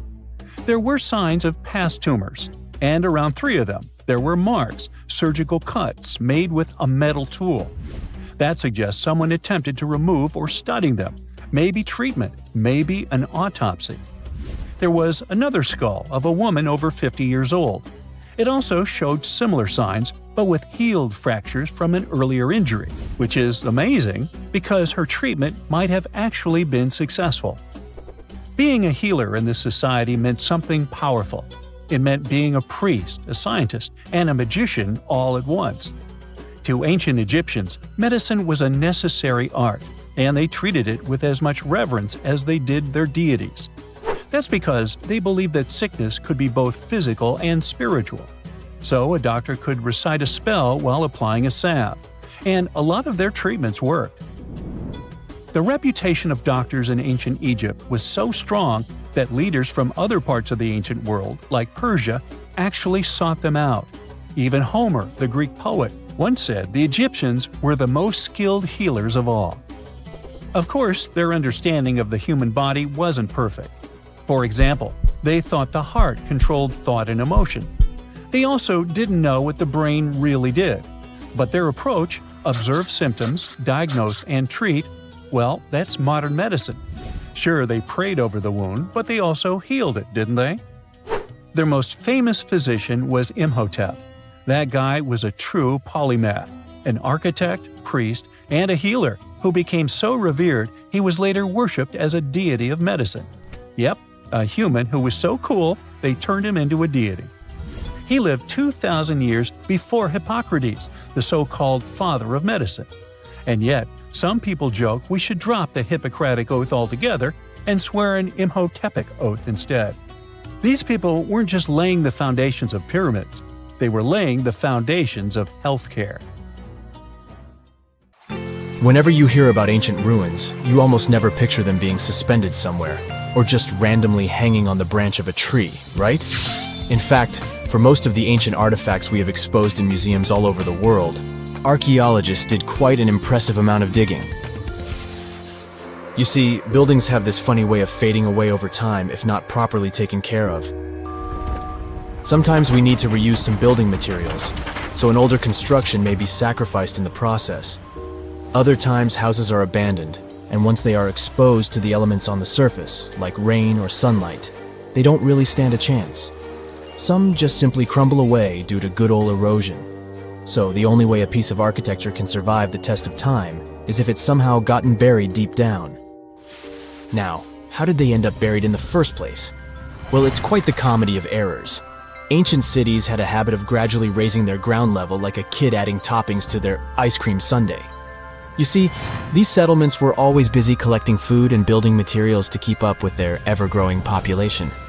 But hey, who has time to deal with waste and rubbish? It wasn't exactly high on their to-do list back in the day. So when it came to building new houses, ancient civilizations found it much easier to save their sweat and tears by piling up the rubble and constructing right on top. But that's not all.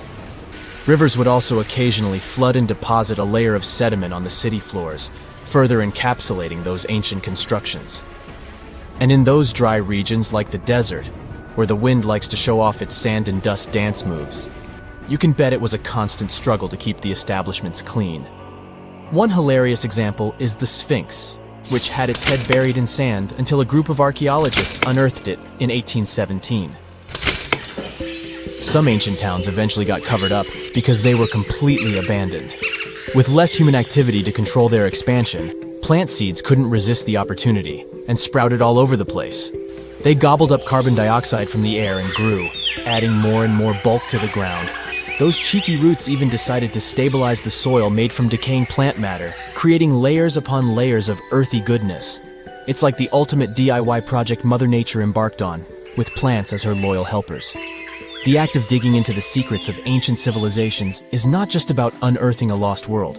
It's also an epic quest to reveal the hidden treasures beneath layers of history. But how do archaeologists know where to dig in the first place? If everything is covered in layers upon layers of sediments, debris, and plant roots, they must have some sort of system they rely on before embarking on a new project, right? For starters, they're not always the ones suggesting an archaeological dig in a certain location. Let me explain. Let's say you're a contractor and you want to build a new fancy apartment complex in your city. Some local legislations have certain requirements before your project can start, though. For instance, before anyone starts building on a piece of land, they might need to bring in specialists to check the soil. These clever folks can be archaeologists, geologists, or paleontologists, and they need to keep an eye on things during development. If any artifacts or ecofacts, fancy word for organic remnants, are discovered, these experts swoop in to excavate and study them. But what about sites that have nothing to do with bulldozers and yellow hats? Archaeologists have more than one trick up their sleeves when it comes to locating ancient hotspots. They dive deep into historic records with a healthy dose of detective work.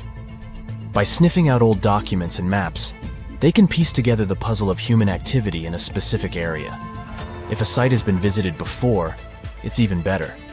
Finding records of past excavations or historical accounts can give archaeologists lots of information on where to continue their treasure hunt. Before archaeologists start swinging their shovels, they engage in a bit of a visual scan mission. Armed with a grid system, they'll stroll around the site, keeping their eyes peeled for any artifacts that might be hiding just beneath the Earth's upper layer.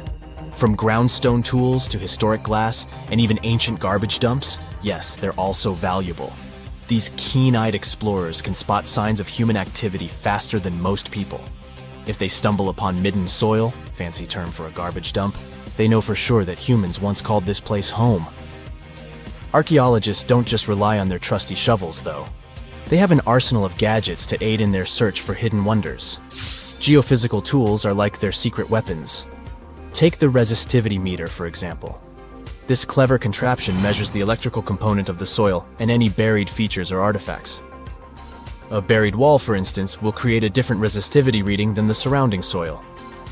Magnetometers and ground-penetrating radar work in similar ways, showcasing potential hints of ancient treasures in the soil. And who could forget our trusty old friend, the GPS? It helps archaeologists map out precise locations, like a high-tech treasure map, leading them straight to their pot of gold. Care to virtually visit some of the most important archaeological sites in the world? Well, follow me. In the United Kingdom, for instance, you'll find this interesting place called Stonehenge. It's one of many henges scattered around, but this one really takes the cake. Picture this: massive ancient stones standing tall and proud, arranged in a funky outer ring and an inner horseshoe, with some smaller stones thrown in for good measure. And guess what? These amazing stones have been around for over 5,000 years. Talk about a serious case of rock-solid longevity. Now, here's where it gets interesting. According to local folklore, the legendary wizard Merlin whipped out his magic wand and poof! He teleported these massive stones all the way from Ireland. Apparently some giants had assembled them there, but Merlin decided they would look much better at their new location. Others think it's just the ruined remains of an old Roman spiritual edifice. These amazing structures were built by our Bronze Age ancestors. With their simple tools and limited tech, they managed to create this monumental masterpiece. Impressive, right? Unfortunately, there's still so much we don't know about this area. Stonehenge's initial purpose remains a mystery to this day. Sure, there are lots of theories, but scientists have yet to agree on the subject. However, we do know that it's perfectly aligned to catch the sunrise during the summer and winter solstices. The ancient city of Pompeii is an equally amazing archaeological site. Picture this: Mount Vesuvius, a notorious troublemaker, decided to throw a volcanic tantrum and completely covered this ancient Roman city. It turned it into a time capsule, located outside present-day Naples in Italy. Fast forward to the year 1748, when a bunch of adventurous explorers stumbled upon Pompeii. Lo and behold, they discovered a treasure trove of well-preserved goodies: streets, houses, food, probably a bit stale by then, blingy jewelry, fancy sculptures, Colorful frescoes, everyday household items, and even animal and human remains. It was like an epic archaeological party. From the looks of it, Pompeii had it all. Fancy houses and villas, a massive 20,000-seat arena, cute little artisan shops, hangouts like taverns. And let's not forget the saucy spots like those luxurious bathhouses for some intense pampering. There's also the Sanctuary of Apollo, where people used to gather for their daily dose of worship. And of course, the bustling heart of the city, the Forum of Pompeii, where all the cool people used to hang out. And guess what? Pompeii is so cool that it made it to UNESCO's World Heritage List back in 1997. That's like the ultimate Hall of Fame for historical awesomeness. It also includes many other famous buildings and sites, like the Taj Mahal in India and the Acropolis of Athens in Greece. Have you heard of Göbekli Tepe? It's an ancient site in Turkey that literally made historians rewrite history books. Over 11,000 years ago, a group of prehistoric humans crafted an enigmatic masterpiece that's even older than Stonehenge.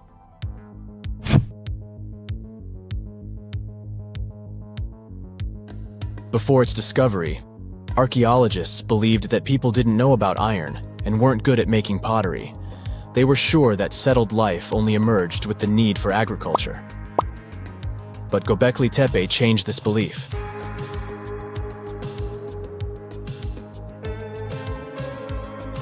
The place has revealed that it was the temple that paved the way for a settled life, not agriculture. Until this discovery, researchers believed that farming was the catalyst for sedentary living. Meet Professor Schmidt, the guy whose findings changed this theory. He managed to prove that hunter-gatherer communities laid the very foundations of this way of life.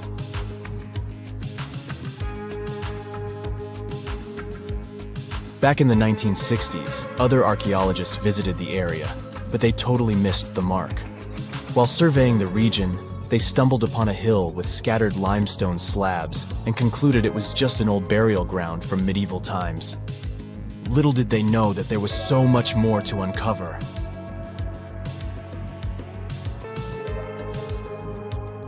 In 1994, Schmidt embarked on his own survey of prehistoric sites in the area. Surprise! He instantly realized he had discovered something truly extraordinary. Unlike the nearby flat and barren plateaus, Göbekli Tepe had a gently rounded top, rising 50 feet above the surrounding landscape.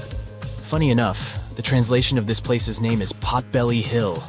Schmidt was sure only humans could have made something like this.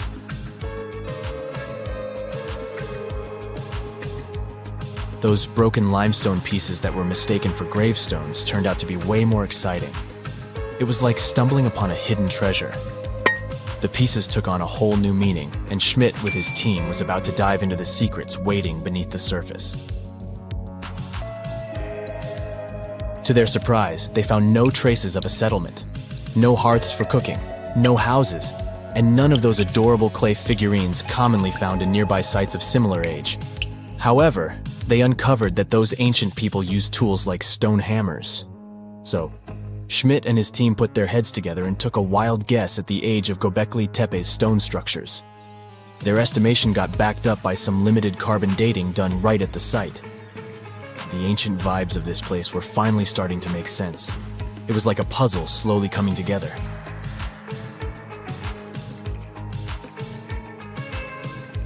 You may think that back then, people didn't have special tools to create something as cool as Göbekli Tepe. Not true. Turns out, these prehistoric folks used flint tools instead of fancy metal chisels. They were also skilled at chipping away softer limestone and crafting pillars right on the spot. Afterward, they carried the pillars a short distance to the summit and placed them upright. Once the stone rings were complete, they covered them with layers of dirt. Over time, they added new rings, and voila! You've got a cool hill to impress people in the future.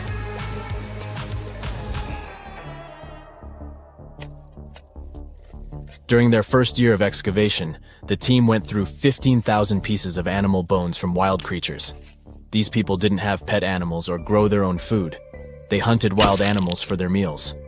But things were about to change, because the place had everything they needed to start farming.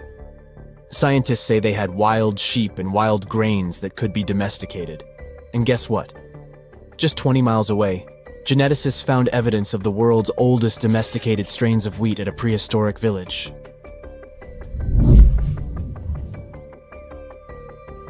These amazing findings have completely changed how we view civilization. In the past, experts believed that people needed to learn how to farm and settle in one place before they could build temples and develop complex societies. But guess what? Schmidt's research flips that idea on its head. He claims that the incredible effort put into constructing these astonishing structures actually set the stage for the development of advanced societies. It means that societal and cultural changes happened before agriculture. Schmidt has this fascinating hypothesis about Göbekli Tepe. He thinks it could have been a special burial site where people left their loved ones. And here's the twist. The burial site was adorned with fancy statues and symbols representing deities from the spiritual realm. The idea that Göbekli Tepe could have served as a sacred place adds another layer of complexity to the whole story. While the site's true purpose may remain elusive, Schmidt's insights invite us to consider the profound interplay between life and the afterlife, and the deep reverence ancient hunter-gatherer societies may have had for their departed ancestors. Now let's talk about the stars of the show, the mesmerizing T-shaped columns that dominate Göbekli Tepe. These mysterious structures range from 10 to 20 feet tall and most likely represent stylized human figures. But one figure stands out from the rest, the three-dimensional lion relief. This depiction really fires up our imagination. Why? Because it hints at the possibility that lions roamed Anatolia during the Neolithic period.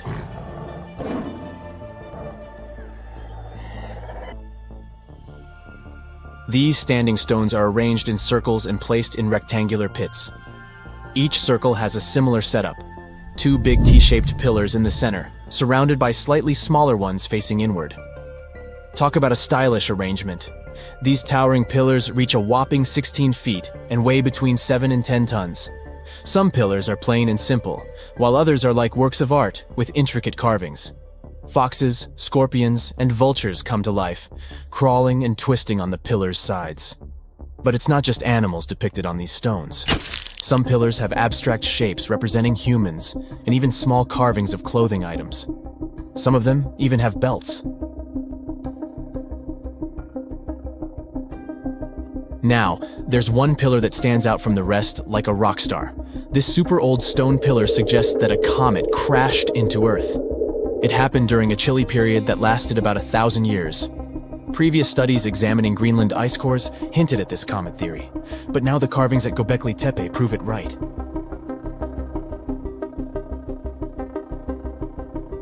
The carvings on the pillars are like a historical comic strip.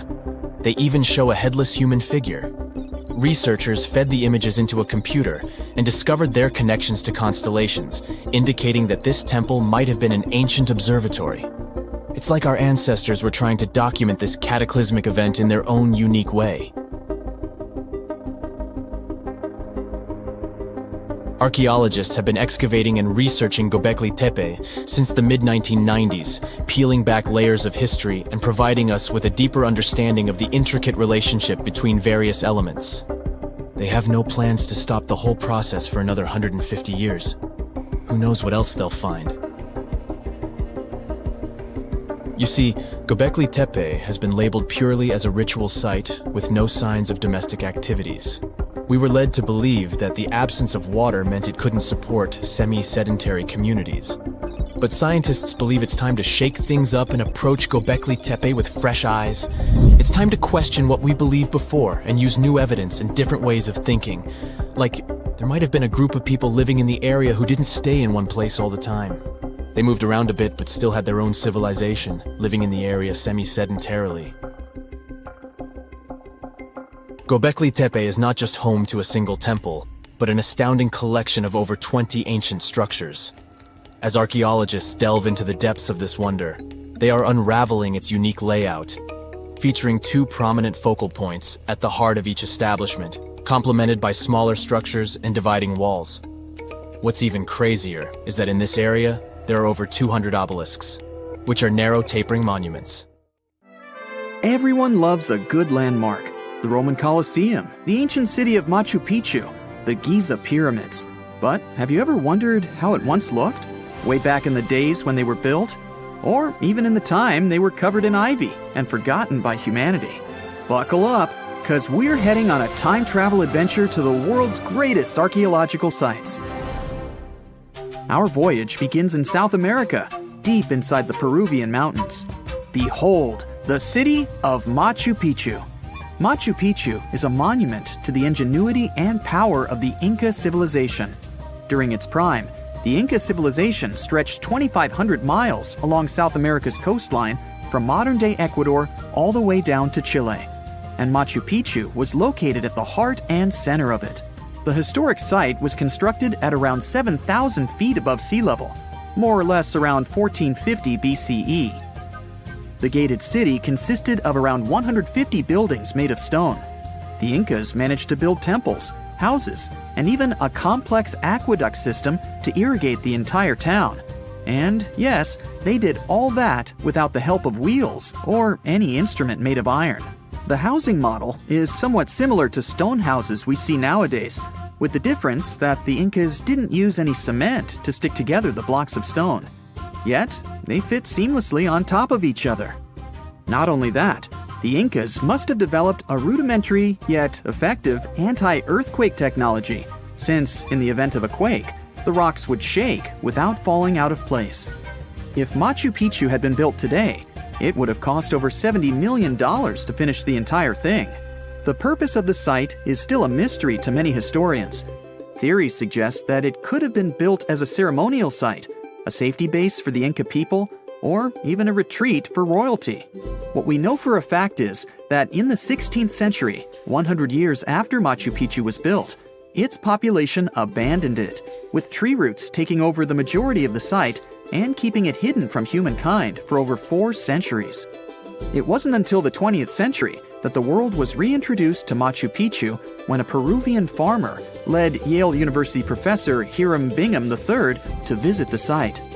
Since then, Bingham and many other explorers dedicated their lives and research to studying the archaeological wonder of Machu Picchu. Now, for the next stop on our time-traveling vehicle, the city of Pompeii in Italy. Pompeii has crowded our collective imagination for many years. The eruption of the Mount Vesuvius volcano in 79 AD and the destruction of an entire city is hopefully not something that will happen again. But I bet you're wondering, what did Pompeii look like on its last day? It took 18 hours for Pompeii's streets, markets, houses, and forums to be buried under millions of tons of volcanic ash. Thanks to some clever scientists, we discovered that the lava and ashes that covered Pompeii on its very last day actually helped to freeze the city in time. Different from ice, the cloud of ashes did not preserve the city intact, but as the items disintegrated over 2,000 years, they left voids under the earth. Archaeologists found that if they filled these voids with plaster, the shape of the buried city would soon reveal itself. And that's exactly what happened. Of course, it was nothing like the bustling city of 12,000 people that had existed for many years before the fateful eruption. Pompeii was a vibrant and rich municipality. The site's ruins revealed that many areas of Pompeii boasted impressive houses, some with balconies, which was a sign of great wealth at the time. And, believe it or not, even some artwork survived the eruption. Archaeologists found well-preserved frescoes and murals of mythological creatures, all indicating that members of the high society lived there. Ruins show the city even had thermal baths and showers made with luxurious materials. Oh, and apparently, the people of Pompeii had amazing teeth. Yes, archaeologists could see even that tiny level of detail from the plaster molds they recovered from underground. Still in the Italian territory, we find one of the world's biggest tourist attractions, the Roman Colosseum. It was built as an amphitheater during the reign of Emperor Vespasian, around 70 AD. It wasn't until 80 AD that Vespasian's son, Emperor Titus, inaugurated the Colosseum. The monument was something to behold, with 157-foot-tall walls, over 80 entrances, and the capacity to host 87,000 people. All social classes and groups were welcome at the Colosseum, and this partly explains why it flourished for so many centuries.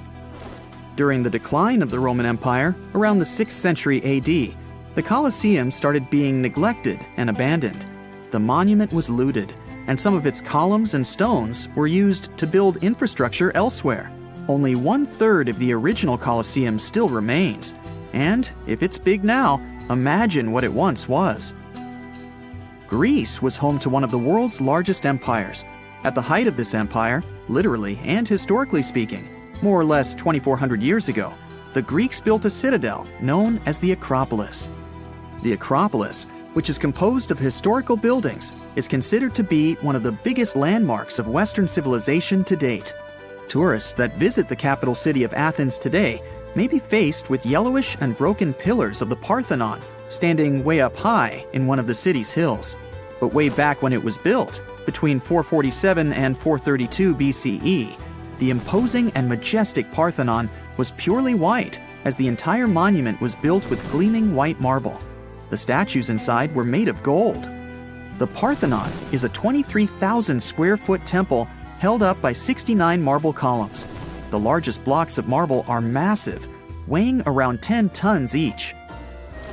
And the most surprising fact is that the marble didn't come from Athens, but from a nearby site that stood 10 miles from the Acropolis, known as Mount Pentelicon. Historians intrigued by where the primary material for building the Acropolis came from found tiny and big blocks of marble all scattered around the floor of Mount Pentelicon. There was also a paved road that the Greeks had built to carry the rocks around. But perhaps the most impacting monument of all times is located at the heart of the Middle East, outside the Egyptian city of Cairo. The pyramids are considered one of the 7 wonders of the ancient world. The Giza Pyramid Complex was built as a tomb for the pharaoh Khufu around 4,500 years ago. Between 20 to 30,000 people took part in the construction process. It's composed of 3 pyramids. The massive monument is made out of approximately 8,000 tons of granite and over 550,000 tons of mortar, which gives it the appearance it has today. Would you believe me if I told you that the pyramids didn't always look like this? Far from it. They were shiny white with a golden triangular tip at the top. This is because the Egyptians used over 6 million tons of limestone to cover the entire rocky, step-like structure, all so that they could gleam white under the unforgiving sunlight of Egyptian skies. The Pyramid of Khufu remained the tallest structure on Earth made by humans for over 3,800 years. It was the only 8-sided pyramid in Egypt and was believed to align with Orion's belt. It's considered to be the most aligned construction facing north. In 1979, it was inscribed on the UNESCO World Heritage List. Let's head on down to the Indian city of Agra to quickly visit the Taj Mahal. You may know it as the Taj, but it can also be called by its more endearing name, a teardrop in the cheek of time. The Taj took over 22 years to build and was commissioned in 1632 by Mughal Emperor Shah Jahan as a declaration of love for his third and favorite wife, Mumtaz Mahal. It was made with ivory white marble, and amazingly, due to tight conservation, it still remains very similar to what it was when it was built. I think all this talk of landmarks got me thirsty for some traveling. What about you? Tell us in the comments below if you've ever visited some of these sites, or which interesting landmarks you'd add to this video. If someone finally invents time travel and you hop on a trip to the past, you won't recognize many of the things you know and love today. The Statue of Liberty and the Egyptian pyramids, some basic gadgets like the remote control and your laptop, and even the corn you have for lunch have all changed beyond recognition.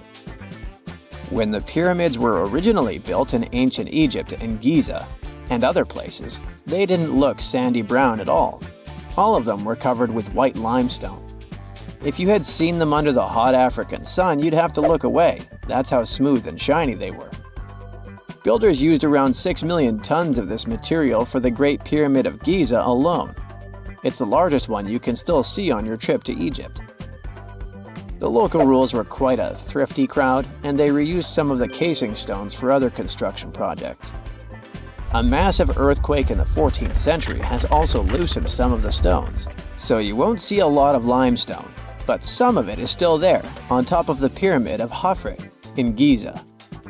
It looks like it has a second peak on top of the first. In ancient times, all pyramids used to have capstones called pyramidions, covered in a mix of gold and silver. Most of them have been lost over the centuries, but you can still see a few of them at museums. They show images of Egyptian deities. The pyramids were probably modeled after a sacred pointed stone, the benben. It represented the rays of the sun. Now, lifting heavy rocks wasn't so simple without the tech we have today. I guess you'll agree with me if you helped your friends move at least once, and they made you carry the couch. But those smart Egyptians of the past thought of that and chose the pyramid shape. It lets the weight distribute evenly throughout the whole thing. The Statue of Liberty has also had a major makeover since it was first unveiled in 1886. Believe it or not, it used to be a shiny brown color, just like a penny. 20 years later, it changed its color to green. It wasn't a fashion statement, but a chemical reaction. The statue is covered with hundreds of thin copper sheets. When copper reacts with air, it naturally forms a protective layer called verdigris.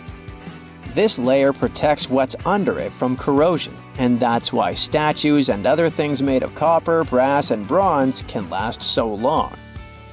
When Lady Liberty first turned green, people in authority decided it would be a good idea to paint it all over. It was way before social media, so you couldn't just drop an angry comment under the post describing the idea. But they wrote about it in the local newspapers, and the public didn't love the idea. Then the Times interviewed a copper and bronze manufacturer, and he confirmed they shouldn't repaint it, because removing the protective layer would mean destroying the statue. Over the years, people have suggested painting Lady Liberty several times, but no one has ever done it. I don't know about you, but I can't imagine that lady in any other color, so I guess it's for the better. You love bananas as much as I do? Next time you enjoy a juicy soft one, remember you gotta thank selective breeding for that texture. The original wild bananas had many large, hard seeds and not so much delicious pulp. And hey, who doesn't like a sugary watermelon? It has a history of over 5,000 years, and it used to have bitter yellowish white flesh and was really tricky to open. Selective breeding saved the day again, and watermelons got way sweeter. Japanese scientists went further and invented the seedless version. Corn's grandmother is a Mexican grass called teosinte. The kernels in this grass were small and hard to get. Farmers from many thousands of years ago saved the seeds only of those plants that were larger or tastier, or with kernels that were easier to grind. Thanks, my friends, for giving us the corn that's edible and even delicious. And just imagine, wild avocados were so small that they could easily fit in the palm of your hand. The pit in them was so large you wouldn't find much edible material inside. They also had a much harder shell than the ones we're used to. You probably wouldn't get a lot of work done without your beloved computer today, but I can't tell you exactly whom to thank for this invention. The ABC from 1942 is one of the contendants for the title of the first computer. It's short for the Atanasoff Berry computer, named after its inventors at Iowa State University. The ABC weighed over 700 pounds. Yep, yours must be way lighter than that. That big boy consisted of around 300 vacuum tubes and had a rotating drum, a little bigger than a paint can, and had small capacitors on it. A capacitor is a gadget that can store an electric charge, like a battery.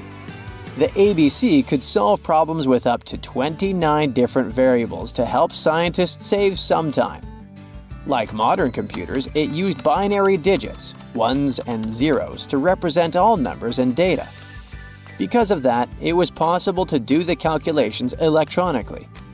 And now, my favorite part. The ABC finished one operation about every 15 seconds. Just for you to compare, it's millions of operations per second now.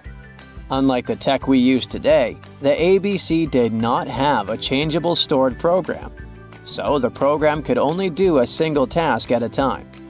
An operator had to write down the intermediate answer and then dial that back into the computer. Sounds like another reason to be happy we live in the 21st century. That remote control you use for all sorts of appliances has gone a long way too. Nikola Tesla, who gave us alternating current, designed one of the first wireless remote controls back in 1898. He named his invention teleautomation and demonstrated it on a miniature boat controlled by radio waves. The boat had a little metal antenna attached to it. Tesla sent signals to the boat using a box with a lever and a telegraph key, which was his version of a remote control. Those signals set electrical contacts on the boat into motion and moved the rudder and the propeller, and Tesla was controlling the boat. The concept of the remote control soon spread to other gadgets.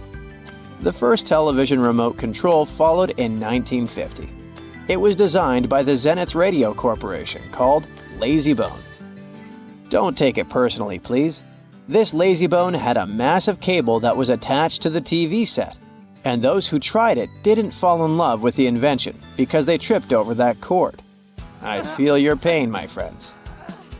If you live or work on one of the top floors, you gotta love this one. Meet the first passenger elevator. It traveled at the speed of 40 feet per minute. Not the fastest, I know, compared to today's record, which is 40 feet per second. But hey, it was built back in 1857 in New York and was more of a tourist attraction than a necessity. The elevator had a steam engine hidden in the basement of a 5-story building. 3 years later, they shut it down because the public didn't appreciate it. Otis Tufts filed the first patent for a vertical railway around the same time. His invention included an actual car with a bench inside for people to sit on. Sounds like a great spot to hang out with friends to me. What do you say? Then they started adding elevators to luxurious hotels around the world. They were entire rooms with a rich design, upholstered seats and mirrors on the walls, and sometimes even a small chandelier. There was an obligatory operator who'd close the door and the car would start its super slow ascent. It was still more about style than about speed, so I guess I'd choose the stairs. No man shall ever find my tomb. That's what, according to rumors, Cleopatra once said. Rumor has it really wasn't about the gender. She wanted no living soul to disturb her, and I think she meant that no human would ever discover the location of her grave. But, surprisingly, it was indeed a woman who was closer than anyone before to finally discovering the Queen's resting place. Meet Kathleen Martinez Berry, a criminal lawyer turned archaeologist. She got so intrigued with Cleopatra's story that she packed her bags and went to Egypt with no official support and even no permission from the authorities. All she had was pure determination to find the Queen's tomb. Now, you could say Kathleen had always been ahead of the game. She skipped grades in school, mastered piano, chess, swimming, and martial arts, and grew up listening to top intellectuals debating in her home. And she even got her law degree at just 19, and archaeology was her side passion. She had never actually been to Egypt, never dug up a single artifact. But her fascination with Cleopatra went all the way back to an argument with her father in 1990. That day, she walked into his library looking for a copy of Antony and Cleopatra by Shakespeare. Her dad, Fausto Martinez, a professor and legal expert, casually called Cleopatra a seductress. Kathleen wasn't having it. She fired back, arguing that history had been totally unfair to Cleopatra. The Romans, she said, wanted to destroy her reputation, and for centuries, people had just believed their version of the story. The debate went on for hours, and in the end, her father admitted maybe he had judged Cleopatra too harshly. That conversation changed everything for Kathleen. From that day on, she read every ancient text she could find, especially Plutarch's account of Cleopatra and Mark Antony. The more she learned, the more convinced she became that Cleopatra wasn't just some queen who fell for the wrong guy. She was a genius, playing a dangerous political game to keep Egypt independent. And the more she read, the more she started thinking, what if everyone had been looking for Cleopatra's tomb in the wrong place? That thought stuck with her. When she was caring for her second child, she earned a master's in archaeology. Multitasking. That reignited an obsession that would take over her life, uncovering the truth about Cleopatra. Even though most experts believe that Cleopatra's tomb, along with the final resting place of 13 other Ptolemaic rulers, lies somewhere beneath modern-day Alexandria, Dr. Martinez has a different idea. She believes Cleopatra was buried at Taposiris Magna, an ancient temple dedicated to Osiris, the Egyptian deity of the afterlife. But she still needed an ancient foundation plate. These plates, about the size of a smartphone, were placed beneath important temple structures and often contained inscriptions explaining when and why the temple was built. If she could find a plate that confirmed the temple was dedicated to Isis, Cleopatra's patron deity, she'd have solid proof that this was the right place to look. Nothing could deter Martinez. She excavated the entire temple site, digging deeper than anyone before her. Her team found coins with Cleopatra's name and face stamped on them. It meant Cleopatra had a direct connection to this site. Then, they uncovered something even more interesting: a tunnel used to bring water to people, leading straight from the temple into the Mediterranean Sea. So, if parts of the temple had already sunken into the water, could Cleopatra's tomb be down there too? Martinez needed proof to convince Egyptian authorities to let her search underwater. And, against all odds, she found the missing foundation plate. On it, the pharaoh offered a large area of Nubia to deity Isis. That was it, the confirmation she needed. The temple was indeed dedicated to Isis, proving her theory wasn't just speculation. If one temple was on land, Martinez suspected the second temple, possibly Cleopatra's tomb, had collapsed into the sea. She needed help from experts in underwater archaeology, so she reached out to Robert Ballard, the guy who discovered the Titanic. With support from the Egyptian authorities, she and her team began exploring the waters off the coast of Alexandria. And what they found was mind-blowing. Underwater, they discovered massive stone structures, some standing 6 to 10 feet tall, right where the coastline would have been thousands of years ago. They also found basalt blocks, the same material used in the statues from the first temple. That meant one thing: those weren't just random rocks. They were the remains of a lost city, buried beneath the sea for centuries. Now, we can only wait and see whether Martinez and her team will be able to unravel one of the greatest mysteries of the past left by the outstanding woman that was Cleopatra. Here's some backstory. After her father, Ptolemy VII, passed away, Egypt's throne went to both Ptolemy VIII and Cleopatra, or so it seemed. Cleopatra, just 18 at the time, allegedly married her 10-year-old brother. Yeah, ancient royalty had some different customs, though there's no solid proof of that. But sibling love didn't last long. Young Ptolemy decided he wanted all the power for himself and tried to push Cleopatra out. Forced to flee the country, she didn't just sit around feeling sorry for herself. She raised an army, ready to march back and take what was hers. That's how, at 21, she was already in the Sinai Desert, leading an army and planning her return to the throne. Now, by that time, Cleopatra had already been locked in a powerful political, and not only political, alliance with Julius Caesar. In June 47 BC, she gave birth to a son, Ptolemy Caesar, better known as Caesarion, who, many believe, was Caesar's child. But that didn't stop her from playing by Egyptian royal rules. And her husband number 2, her other brother, Ptolemy XIV. Yep, despite her ongoing affair with Caesar, Cleopatra married yet another sibling, because, in her world, keeping the throne in the family was the name of the game. Now, marriage aside, Cleopatra's bond with Caesar stayed strong. She even traveled to Rome with Ptolemy XIV for a state visit. But instead of playing the role of a dutiful queen, she stayed in Caesar's private villa by the Tiber River. But after Julius Caesar lost his life in 44 BCE on the Ides of March, Cleopatra's political standing became shaky. To make matters worse, her brother-husband Ptolemy XIV passed away soon after, and some suspect Cleopatra had a hand in it, leaving her as the sole ruler of Egypt. Meanwhile, back in Rome, Mark Antony was rising to power as Caesar's presumed successor. Wanting to size up the Queen of Egypt, he summoned Cleopatra, and she did not disappoint. Sailing into town on the lavish barge, dressed as a deity, Cleopatra made quite an entrance. Antony was instantly mesmerized, so much so that he left his third wife back in Rome and followed Cleopatra to Alexandria, where their relationship turned into a full-blown royal affair. The two had 3 children together. Together, they waged war against Caesar's adopted son, Octavian, in a battle for control of the Roman Empire.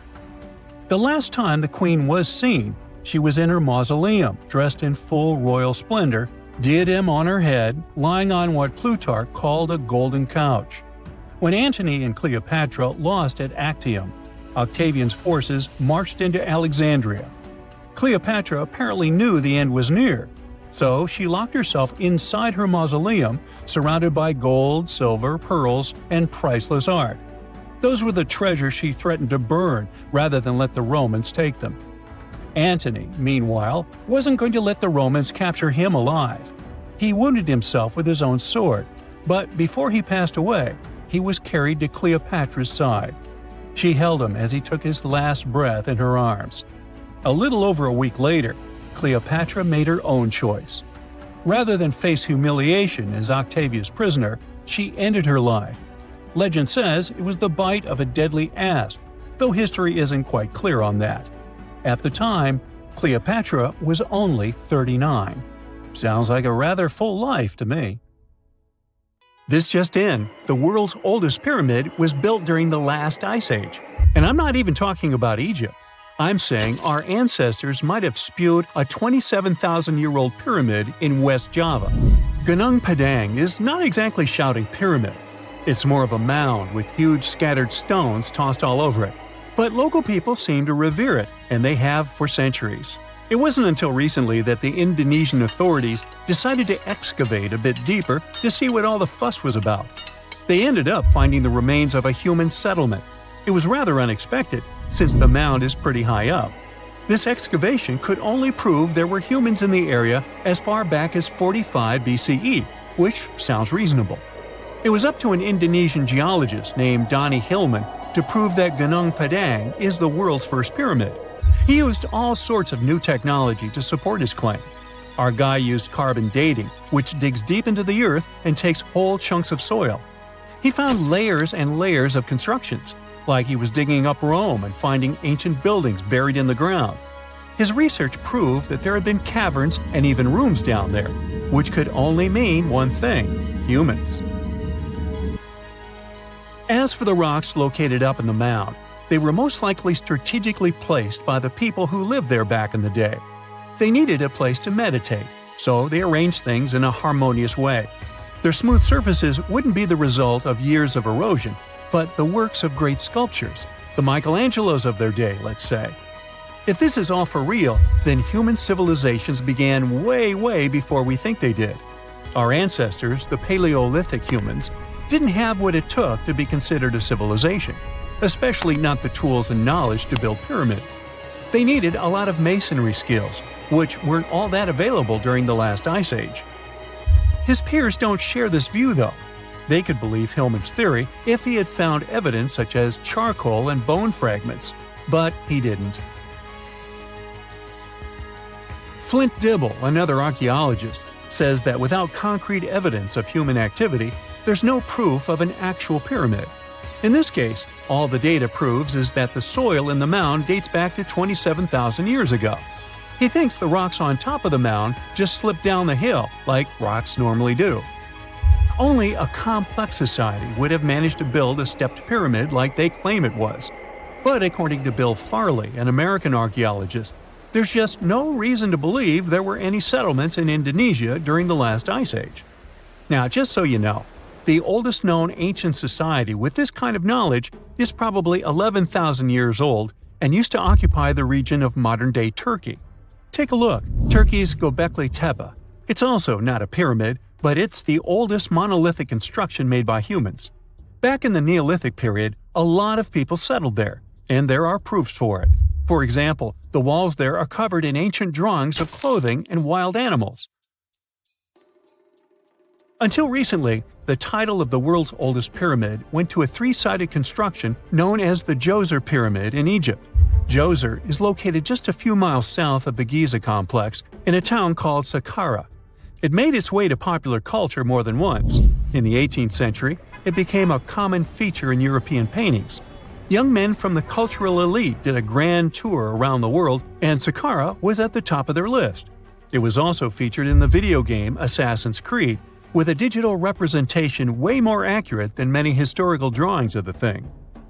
That was kind of a big deal in ancient Egypt, to build pyramids for kings to spend their afterlives.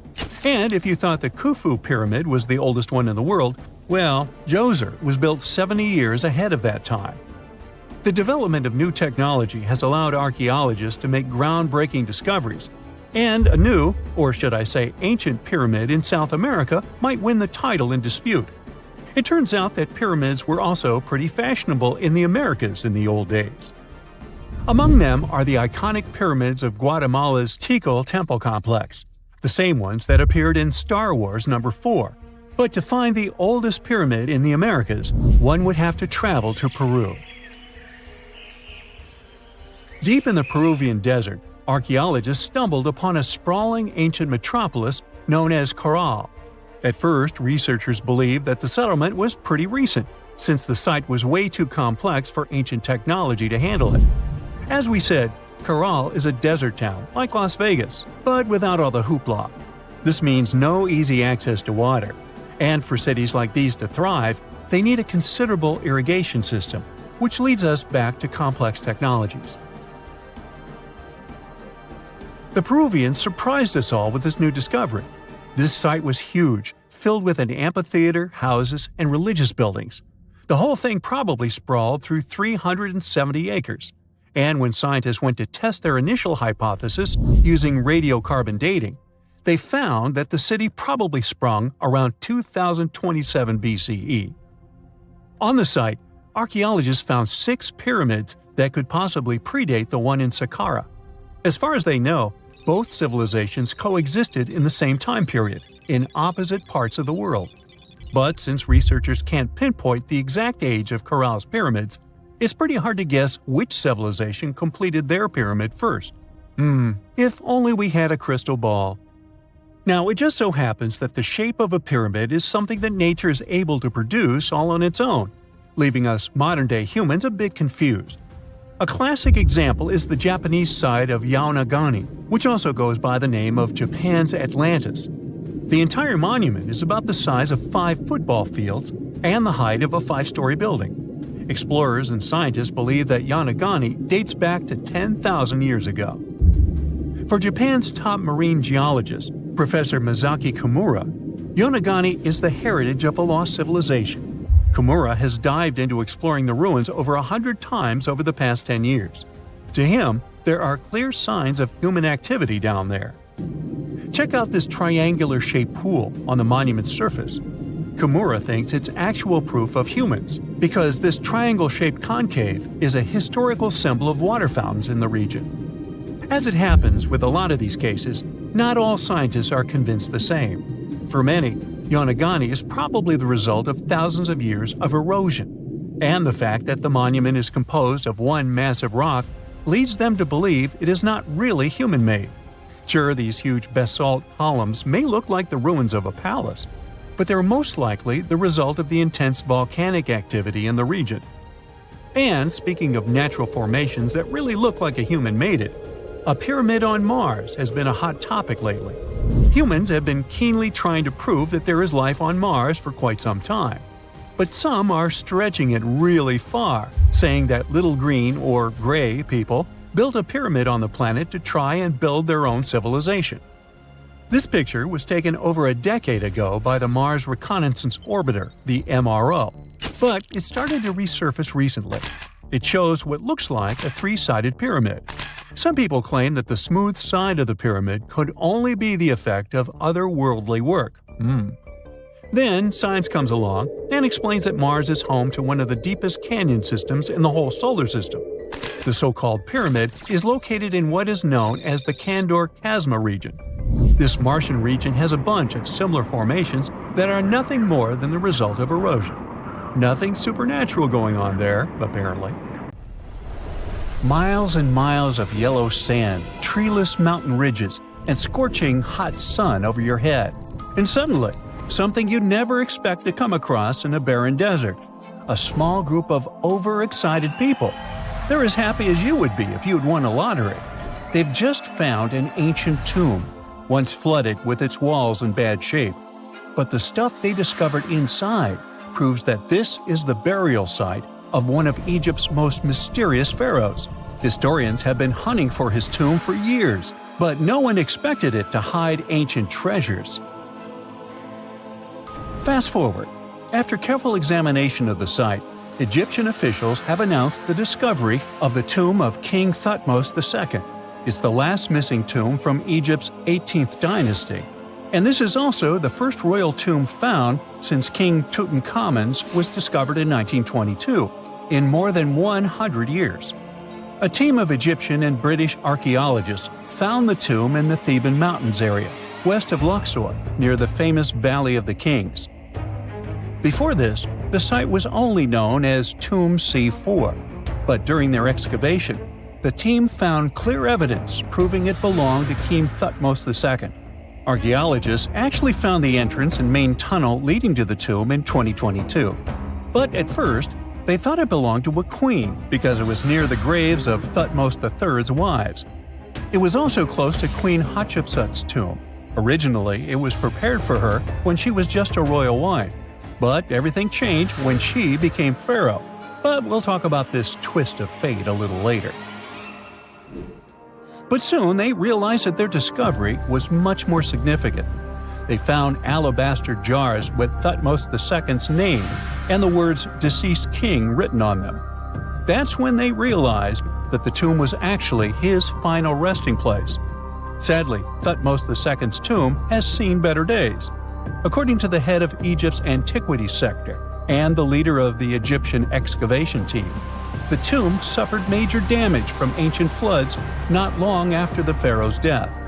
Water swept through the burial chamber, likely destroying or displacing many of the original artifacts. Much of what had been once inside the tomb was moved elsewhere in an attempt to salvage it. The researchers found out that the tomb had a basic design, with an entrance, a sloping main corridor, and a burial chamber. The corridor was coated in white plaster and rose about 4.5 feet above the floor of the burial chamber. A large staircase and a very large descending corridor of the tomb indicated its grandeur. It took the team a long time to navigate through, though, as the tomb was blocked by flood debris and collapsed ceilings. Only after crawling through a 32-foot passageway with a small 16-inch gap at the top, the worst nightmare for those of us with claustrophobia, were they able to reach the burial chamber. There, they were in for another surprise. They cleared the debris, expecting to find the crushed remains of a burial beneath.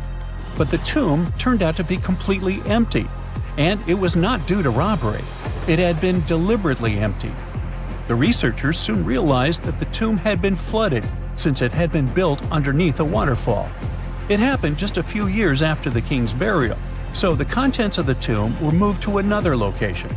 That's why there was a second corridor in the tomb. It was most likely made to help remove King Thutmose II's body from his flooded tomb. Despite the damage, the excavation team made some really exciting discoveries. They found traces of mortar decorated with blue inscriptions, yellow stars, and fragments from the Book of Amduat, one of the most significant funerary texts in ancient Egypt. The book was meant to guide the deceased through the underworld, ensuring a safe journey to the afterlife. Now, how about we sneak a peek at ancient Egypt's 18th dynasty? It was all about conquering lands, expanding the empire, and building jaw-dropping monuments. Some of the biggest names from that era, Thutmose I and Thutmose III, both legendary warrior kings who left their mark in history. Thutmose I was a fierce fighter who led major military campaigns, pushing Egypt's border further south than ever before, all the way to the fourth cataract of the Nile. His victories gave Egypt access to new trade routes, stronger political ties, and more wealth. His conquests were so significant that they were recorded in the tombs of his top officials. Thutmose III, sometimes called Thutmose the Great, took things even further. He was not only an incredible military strategist, but also the commander of Pharaoh Hatshepsut's armies before becoming king himself.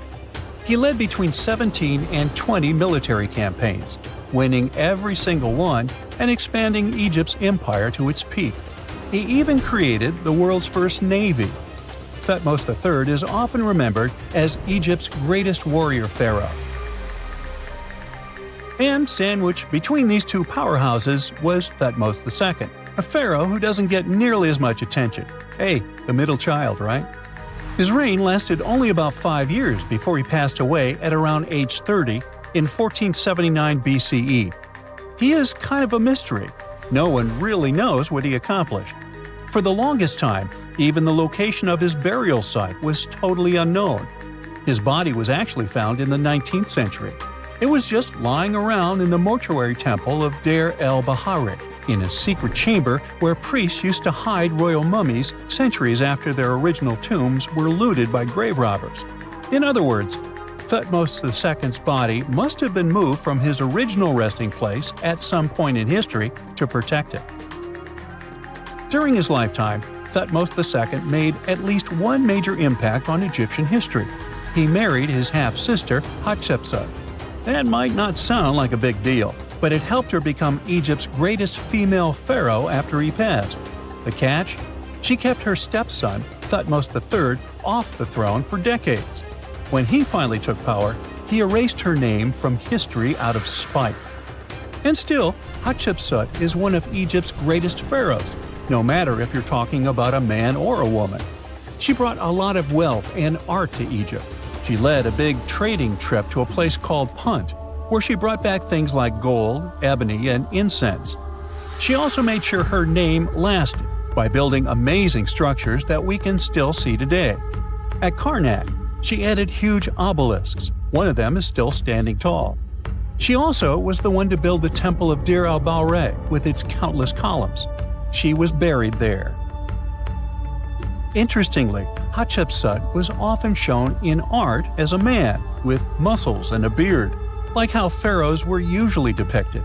But she made sure there was always something in the artwork that reminded people she was a woman, like calling herself Daughter of Re or His Majesty herself. When she passed away in 1458 BCE, Egypt wouldn't have a female ruler as powerful as her until Cleopatra, about 1400 years later. According to Egypt's Supreme Council of Antiquities Secretary General, isn't that a mouthful? Hatshepsut's name actually appears in Thutmose II's tomb, meaning she might have even handled his burial. As for their final resting places, well, Hatshepsut was buried in the Valley of the Kings, and Thutmose II's mummy is now in the National Museum of Egyptian Civilization, alongside other ancient Egyptian rulers. It gives visitors a rare chance to see the remains of a nearly forgotten pharaoh. Now, experts consider the discovery of his tomb to be one of the most significant in recent years. The artifacts found there add important details to our understanding of the history of the region and Thutmose II's rule. And even though the tomb's design is fairly simple and follows the same architectural style preferred by later Egyptian rulers, its historical importance is undeniable. In any case, the mission isn't over yet. Archaeologists are now focusing on solving another mystery. Where did the rest of the tomb's contents end up? The team is determined to continue their search. Who knows what other secrets they will uncover that have remained hidden beneath the sands for thousands of years. The year is 1923. Two teenagers sneak out of their homes in the middle of the night in Florida City. Rumor had it that an old man was building a rock castle by himself. But every time someone tried to see what the old man was doing, he would stop working.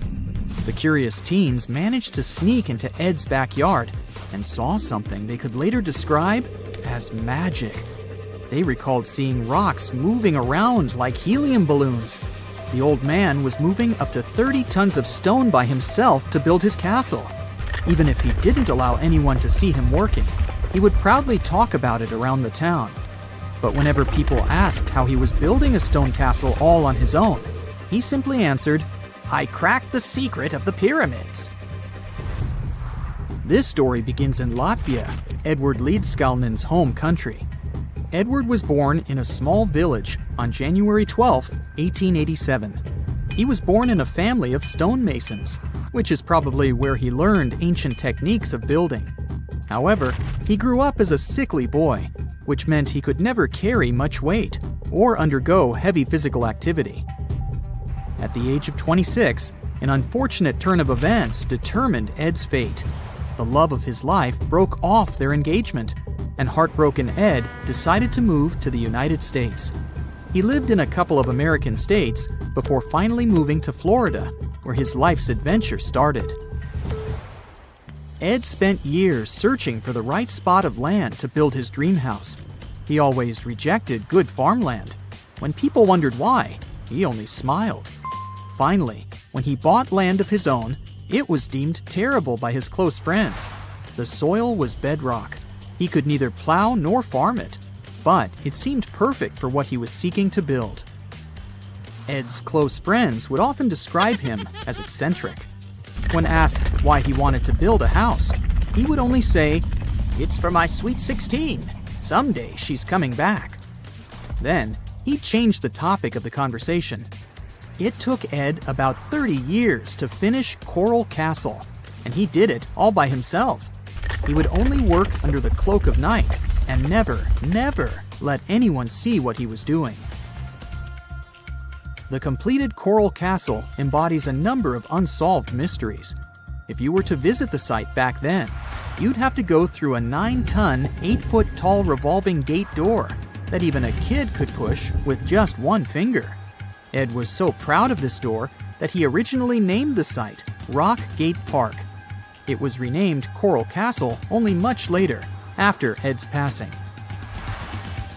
Once inside, visitors would access the incredible wonders of Ed's constructions: towers, mystic symbols, furniture, and swing sets, all made entirely of monolithic blocks of stone.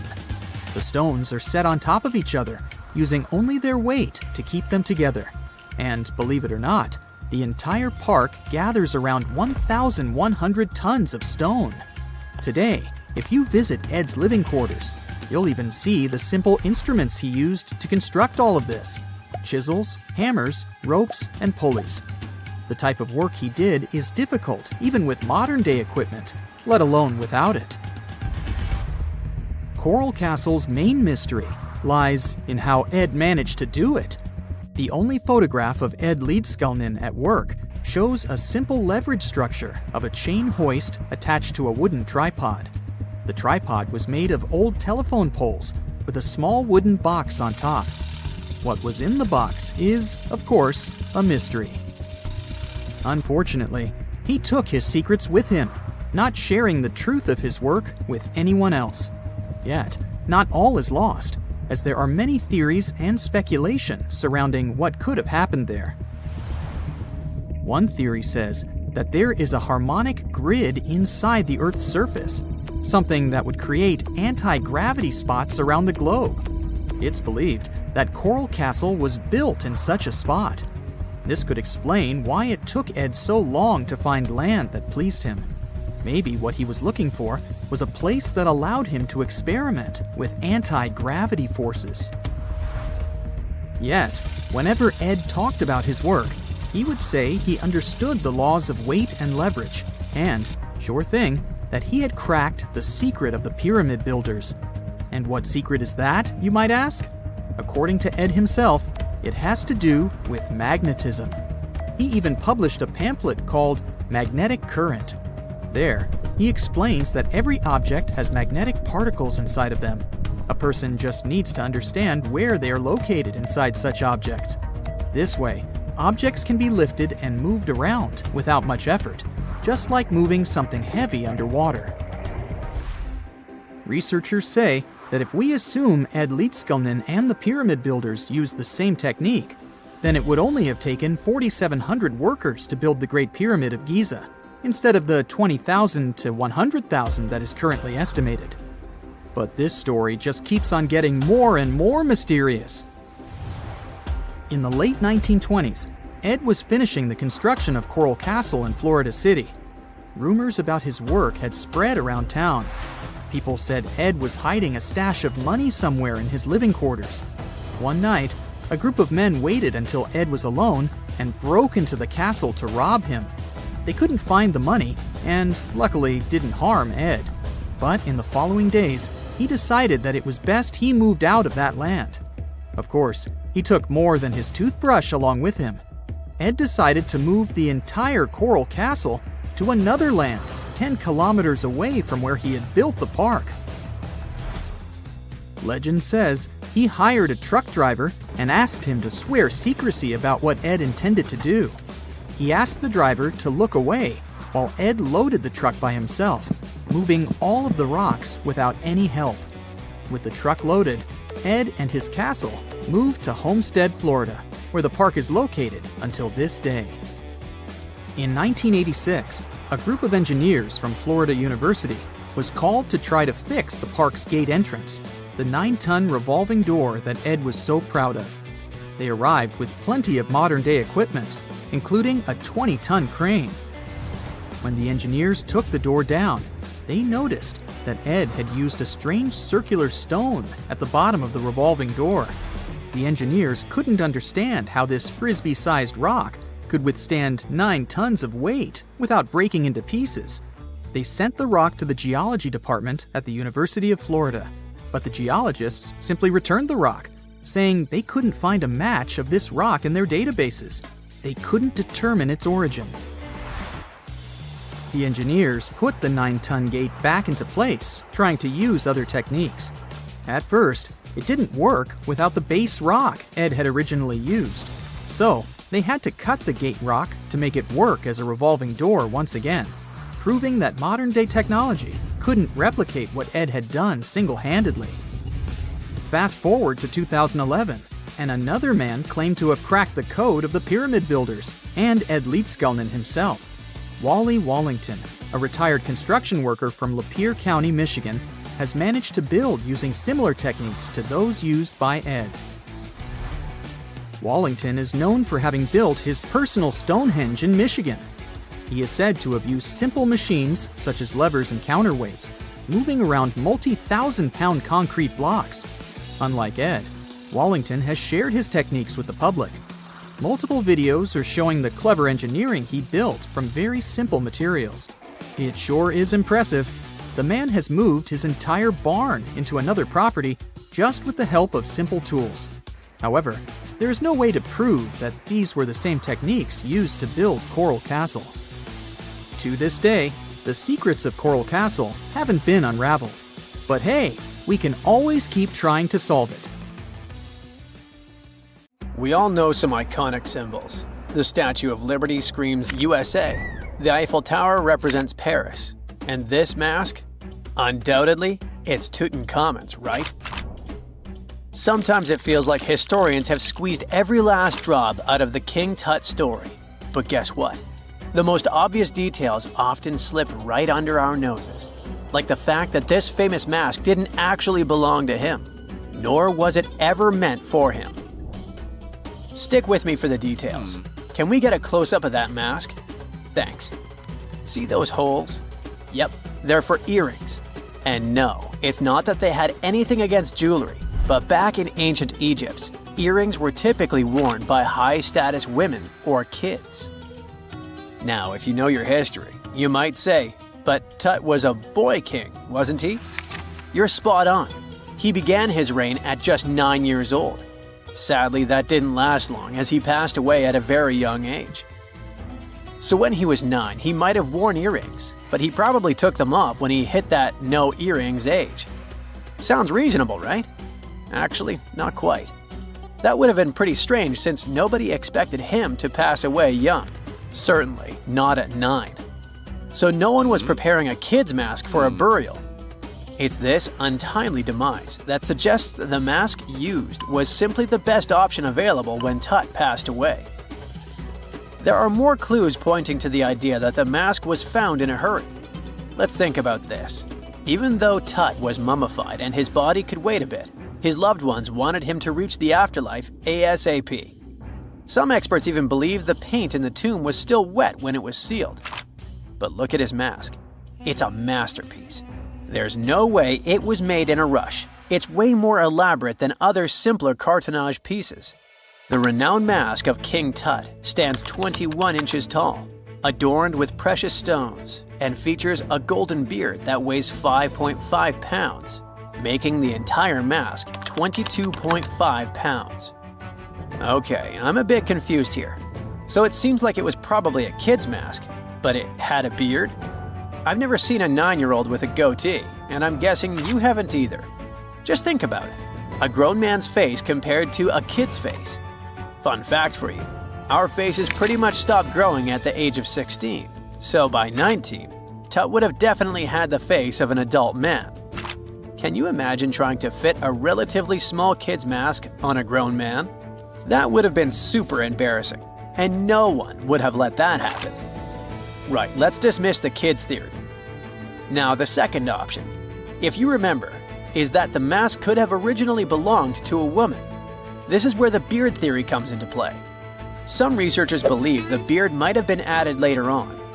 Here's another twist. What if the mask was actually made for Nefertiti herself, who ended up maskless? In this case, there are two discoveries. Two birds with one stone. For now, it sounds like a conspiracy theory, I know. But let's give it a shot and delve deeper into the details.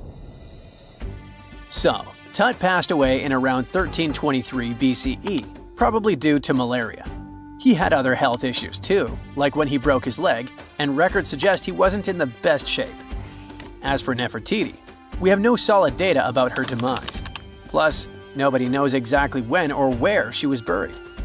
The supposed year when she passed away is around 1330 BCE, but she could have lived longer, and the mask was intended and prepared for her.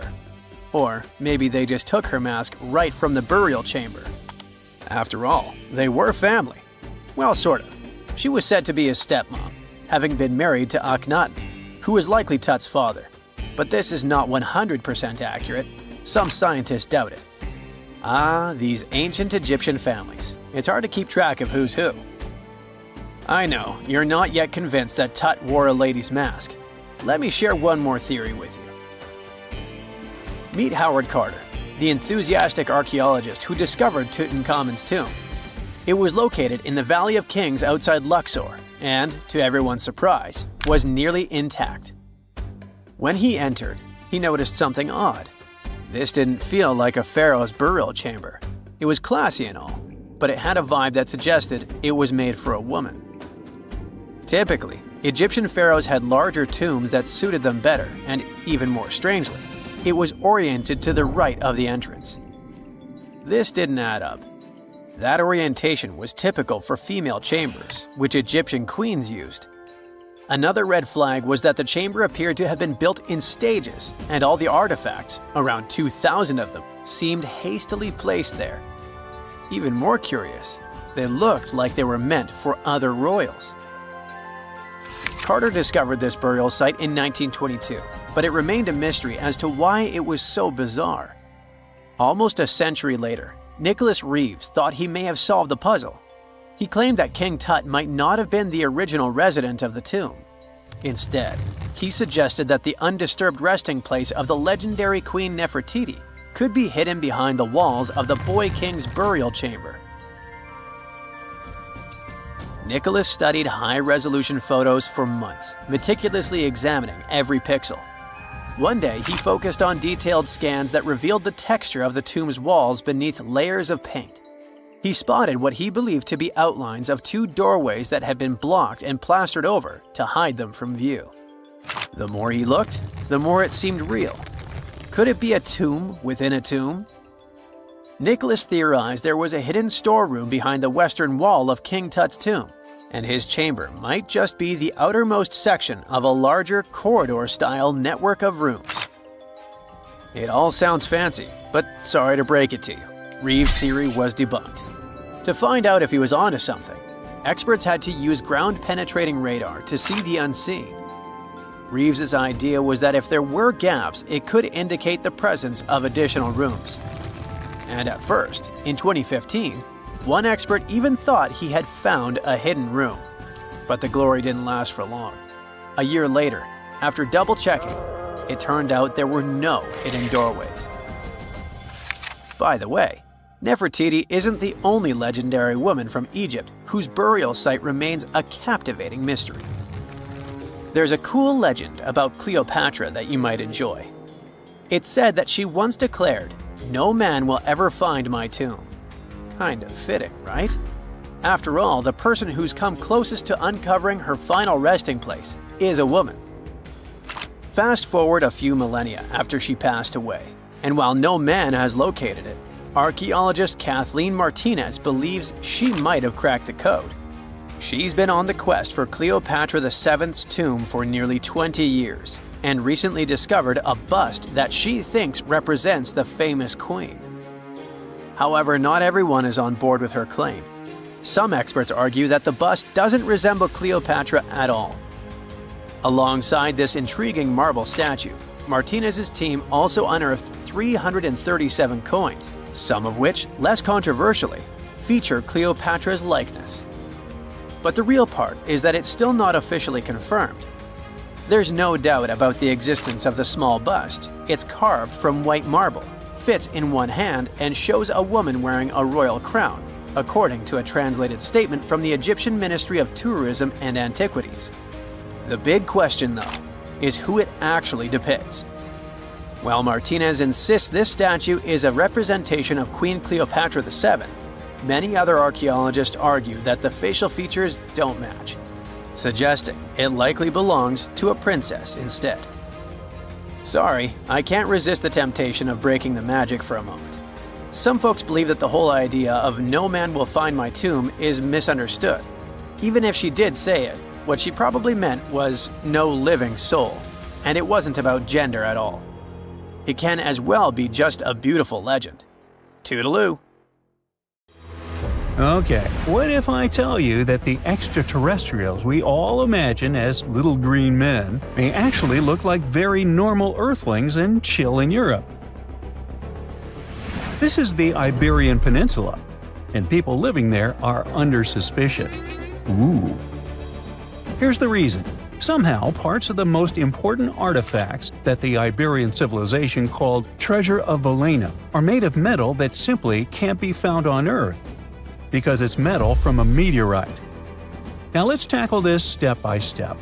This is the artifact itself, and it's composed of 59 different objects. Bowls, bottles, and bracelets. Is there a pattern there with all those bees? In total, the find weighs around 20 pounds, of which 18 pounds are 23.5 karat gold. Now, if you're not a metal specialist, I'll clarify it for you right away. For comparison, 23 karat gold is 95.8% pure gold, so 23.5 karat is even purer. The remaining percentage goes to other metals to help add strength and durability to the precious alloy. There was also silver, iron, and amber in that set. The artifact could have been pretty straightforward, but for these two, let's call them imposters. Look at this wrought iron bracelet and this hollow hemisphere. Can you see that? Those rusty lines on the hemisphere and the overall weird color of the bracelet do stand out, since everything else is made of purest gold. This all started back in 1963, when a researcher noticed a dark leaden metal among the shiny bowls and bottles. The metal was shiny in some areas and covered with a ferrous-looking oxide that was mostly cracked. Now, just so you understand, gold does not usually act this way. Gold is one of the least reactive of all metals, so it won't even tarnish, let alone rust. To figure out where this suspicious iron came from, researchers turned to mass spectrometry, which checks out the mass-to-charge ratio of molecules. Their findings showed that the nickel in the iron is similar to that found in meteoritic iron. Simply put, the bracelet and the hemisphere are of extraterrestrial origin. Ooh. Now, the exact age of the trove is hard to determine, yet it's crucial. We need to know the exact age to see if it coincides with the start of the Iron Age in the Iberian Peninsula. If it does, then no further questions here. But if it doesn't, Well, it's, at the very least, weird, if not suspicious. So there's this three-age system. It comprises the Stone Age, then the Bronze Age, and then the Iron Age. The Stone Age is of no importance here, so let's compare the Bronze and the Iron Ages. The Bronze Age began when it was realized that combining copper and tin produced a material that was more durable than either metal alone. This era was all about major upgrades in tools and weapons, but two standout inventions were writing systems and the wheel. Then came the Iron Age. This time was all about slowly bringing iron into everyday life. Iron was way easier to shape into cool designs than bronze. Now this was a big deal, because iron, especially transformed into steel, provided significant improvements in all aspects of life. Tools became lighter, cheaper, and stronger compared to their bronze equivalents. You get it? Good.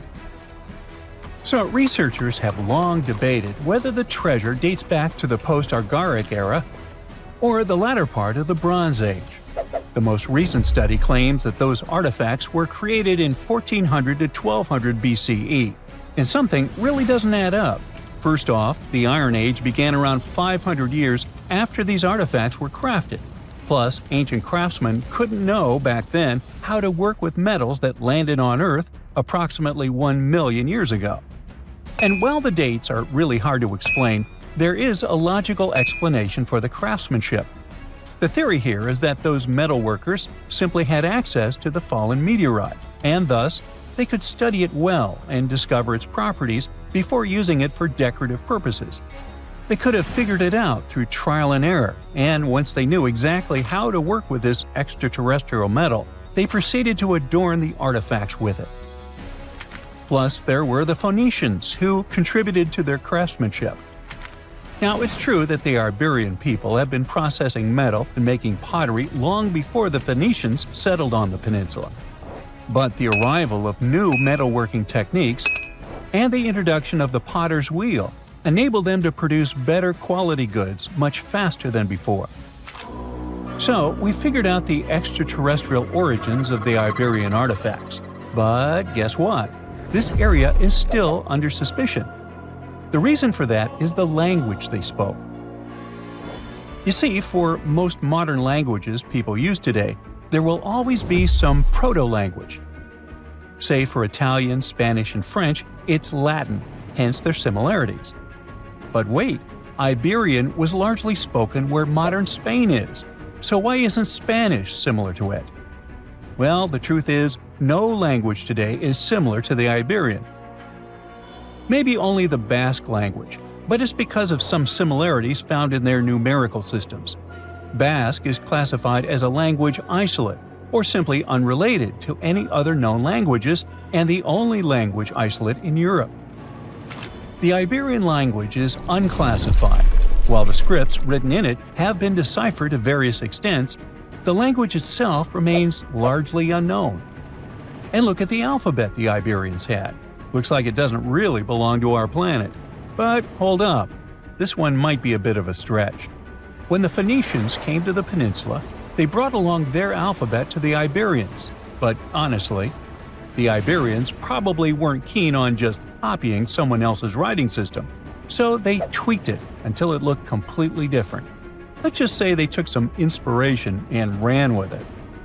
While linguists can guess to some extent how most characters sounded, actually translating the language is still completely impossible. The Iberian language was non-Indo-European and faded away over 2,000 years ago. And there aren't any similar languages left to help us out. Super frustrating, right? Yeah. We got over 2,000 Iberian inscriptions from tombs, coins, potteries, lead plates, and even cave wall carvings. But aside from a handful of words, we're totally in the dark about what they mean. Now, if we could understand their language, we might have learned that they were great thinkers and all, but we can only contemplate the works of art they left. Iberian culture has a lot of amazing stuff made by talented artisans. We're talking about not just metalwork and ceramics, but also detailed sculptures, textiles, jewelry, and other personal bling. But here's the catch. Making all those luxury items depended a lot on a big farming class. At the heart of Iberian society, most folks were involved in farming and taking care of livestock. Depending on where you were, the types of farming varied. For example, up in the north, they were all about growing grains, while down in Valencia, they focused on producing olive oil and other agricultural aspects. In the west, raising animals was the name of the game. Still, we don't have much information about the day-to-day lives of the many people doing this essential work. Yet, on the flip side, we know a lot about the upper class of Iberian society, who control these agricultural resources and hire the artisans. By the 7th century BCE, we start to see a group of Iberian princes who were living the good life, trading with the Phoenicians and enjoying fancy luxury items. You can spot this elite class in their burial practices. Cremation was the go-to method for funerals among the Iberians, and wealthy individuals were often found in cemeteries with all sorts of lavish goods and funerary sculptures that give us a peek into the fashion and hairstyles of the rich. Interestingly, starting in the 6th century BCE, there was a noticeable drop in the number of recognizable burials, which suggests that these elaborate funeral customs became more exclusive to a small elite. Meanwhile, the fate of the majority, farmers, artisans, soldiers, and laborers, who made up a big chunk of the population, remains a bit of a mystery. It used to be a pretty advanced civilization, but it vanished without a trace. Researchers think it could have been due to some massive earthquake, but so far, we don't know for sure. Stonehenge wasn't a witchy monument to travel through time.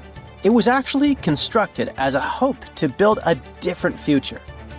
Recent research just found out that the monument was probably raised as an attempt to reunite the Britons during a period of big division. The thread of this story lies on the altar stone, the monument's most iconic rock. For years, scientists believed that the stones used in Stonehenge, including the altar stone, came from the nearby Preseli Hills in Wales. In this scenario, Stonehenge would have been built by a local community, that is, Neolithic people who would have found easy-to-access materials to build a ceremonial mound, a sundial calendar, and a final resting place, all in one. Things changed when another discovery was made.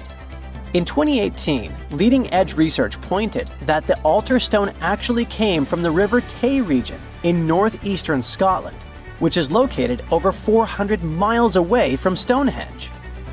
Scientists found similar rocks as such in Scottish monuments. You see, the altar stone is a recumbent stone, laying on its side. Many of the rocks were found in ceremonial stone circles in Scotland, and they are unique to this region. When this discovery broke through, it got archaeologists thinking. Maybe Stonehenge wasn't just a local project, but a wider collaboration between different tribes and communities across Britain. To understand this, we need to rewind to around 3000 BCE. That's when Britain still wasn't a unified country per se. Rather, it was a patchwork of tribes such as those coming from southern or eastern Europe, each with their own customs and beliefs. As an island, Britain's population changed many times. Britain was mainly composed of farmers who descended from people from the Middle East and arrived on the land around 6,000 years ago. This group thrived in the area until 2500 BCE, when another group coming from the regions of the Netherlands and Germany started to appear. These ones, also known as the Beaker people, were responsible for the large population turnover that Britain experienced during the Neolithic period and the years that followed. The Beakers were called so because of a specific type of pottery they used to make and bury their loved ones with after their passing. It's possible that the original dwellers of the land didn't like it that their land was being repopulated. And what researchers suggest is that Stonehenge was this attempt to reunite the original Neolithic farmer population and regain some type of identity control over their land. They would have invested a lot of time and energy in bringing the altar stone all the way down from Scotland, without the help of wheel technology, for example. You see, the wheel had already been invented in Lower Mesopotamia, but since there was no Wi-Fi at the time, the Brits weren't aware of this technology until much later on. This whole territorial crisis could have driven locals to use their resources to move the altar stone to Salisbury Plain in England, in order to reunify the land. You see, Stonehenge wasn't built in one go. Its history dates to around 3000 BCE. That's when the monument was just a circular ditch and bank known as a henge. Inside, they placed wooden posts and possibly totem-like carvings. This version of Stonehenge wasn't about rocks yet. It was more of a ritualistic place and possibly a final resting place. They found several cremation pits from this period, making it the oldest resting place in all of Britain. It was only around 2600 BCE that the blue stones came around. The naming might be a bit misleading since they're not literally blue rocks. They have a bluish tinge to them when they're freshly broken, hence the name. These smaller rocks probably came from the Preseli Hills in southwest Wales, which is about 150 miles away from Stonehenge. Some researchers say that the ancient ones believed that blue stones had healing qualities. So we can maybe guess why they went through all of the trouble to move them from Wales to Salisbury Plains, huh? A little bit later than that, circa 2500, that's when we start having the Stonehenge we know and love today. That's when the Sarsen stones started to arrive. The Sarsens are Stonehenge's huge stones. I mean, each Sarsen can weigh around 25 tons. That's as much as 3 African elephants stacked together. The Sarsens make that iconic outer ring circle. Supposedly, that's also when the altar stone was moved from Scotland directly to the heart of Stonehenge. The altar stone is the largest of the blue stones used to build Stonehenge. Today, the altar stone lies recumbent at the foot of the largest trilithon of the monument. In case you don't know, the trilithons are the horizontal stones used to form those famous arches we see today. And here's where the story takes a twist. For nearly a century, scientists believed that the altar stone came from the same area as the blue stones, the Preseli Hills in Wales. It made sense back then. If you're already hauling stones from Wales, why not grab a special one to be the so-called altar? Except that theory started crumbling in 2018, when a team of researchers decided to dig deeper. They used advanced geochemical analysis to pinpoint where the altar stone's sandstone actually came from, and it turns out it wasn't Wales. Instead, the results pointed north, specifically to the Orcadian Basin in northeastern Scotland, 400 miles from Stonehenge. This revelation changed the whole script of Stonehenge's story. How would they move the rocks, you may ask? Well, there's an old theory known as the ice road that suggests that the rocks were moved by natural icy pathways that formed during the winter. This way, they could slide the rocks down all the way to Stonehenge. But hey, if we're talking about a distance of over 100 miles, that's not too realistic. Anyways, this theory was debunked because it was warmer back then than it is today. There's also the river theory that suggests that the rocks were floating along the river from the quarry to the site. But if we're talking about Sarsen rocks, they're too heavy to float. So there goes this theory. What we're saying is, no one knows how the rocks were moved. Another interesting info came from all the research done in Stonehenge. A recent laser survey of the stones revealed the different stone working methods used and has shown that some parts of the monument were more carefully finished than others. In particular, the northeast side and the inner faces of the central trilithons were finely dressed. FYI, a trilithon is one of Stonehenge's most famous shapes. It's when 2 huge monoliths receive a third one on top of them, connecting the 2 together. This fancy word is just Greek for having 3 stones. But anyway, the bigger question, and maybe why Stonehenge is so famous, is why it was built in the first place. You see, Stonehenge's entire layout seems to have been carefully planned to align with the movements of the sun. The monument's architecture is particularly attuned to the solstices, the shortest and longest days of the year. During the summer solstice, the sun rises perfectly in line with the heel stone, casting light straight into the heart of the stone circle. A spectacular, almost magical sight that surely wowed its ancient audience. But it's the midwinter solstice that seems to hold a special connection to the altar stone. As the sun sets on that day, its light aligns with the altar stone at the center of Stonehenge. To the builders of Stonehenge, this alignment may have symbolized more than just celestial precision. It likely carried profound ancestral and spiritual significance. The altar stone, illuminated by the setting sun, could have been seen as a bridge between worlds, connecting the living with their ancestors, the earth with the cosmos, and the present with the eternal. In a world without calendars, clocks, or weather apps, the solstices were everything. They marked the rhythm of life, guiding agricultural cycles and spiritual rituals alike. So Stonehenge wasn't just about the stones or the people who built it, but perhaps a way to honor their ancestral roots in an ever-changing world. Let's face it, most ancient tombs have been looted at least once. No matter how scary the rumors could have been, most mummies were open to. But one.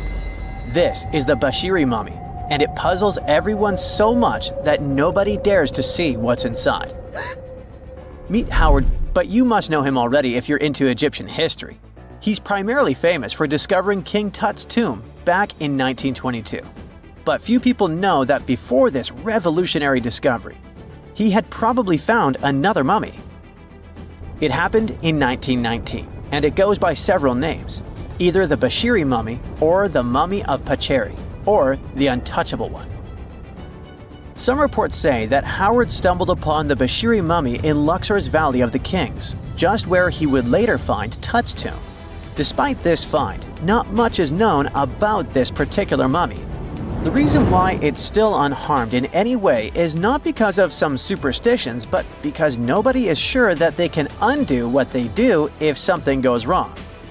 The mummy is so intricately wrapped that researchers never unfurled it for fear of irreversible damage.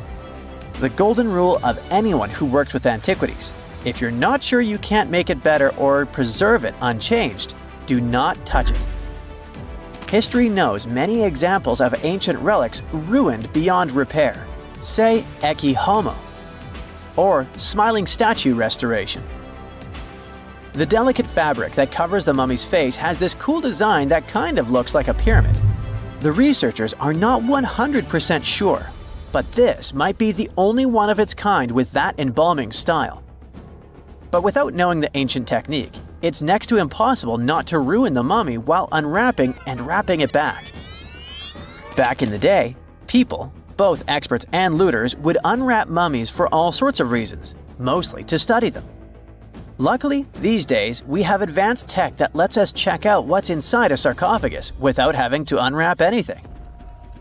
After taking a closer look at the Bashiri mummy, researchers figured out that it belonged to a man who was around 5.5 feet tall and lived during the Ptolemaic era, which makes this mummy roughly 2,300 years old.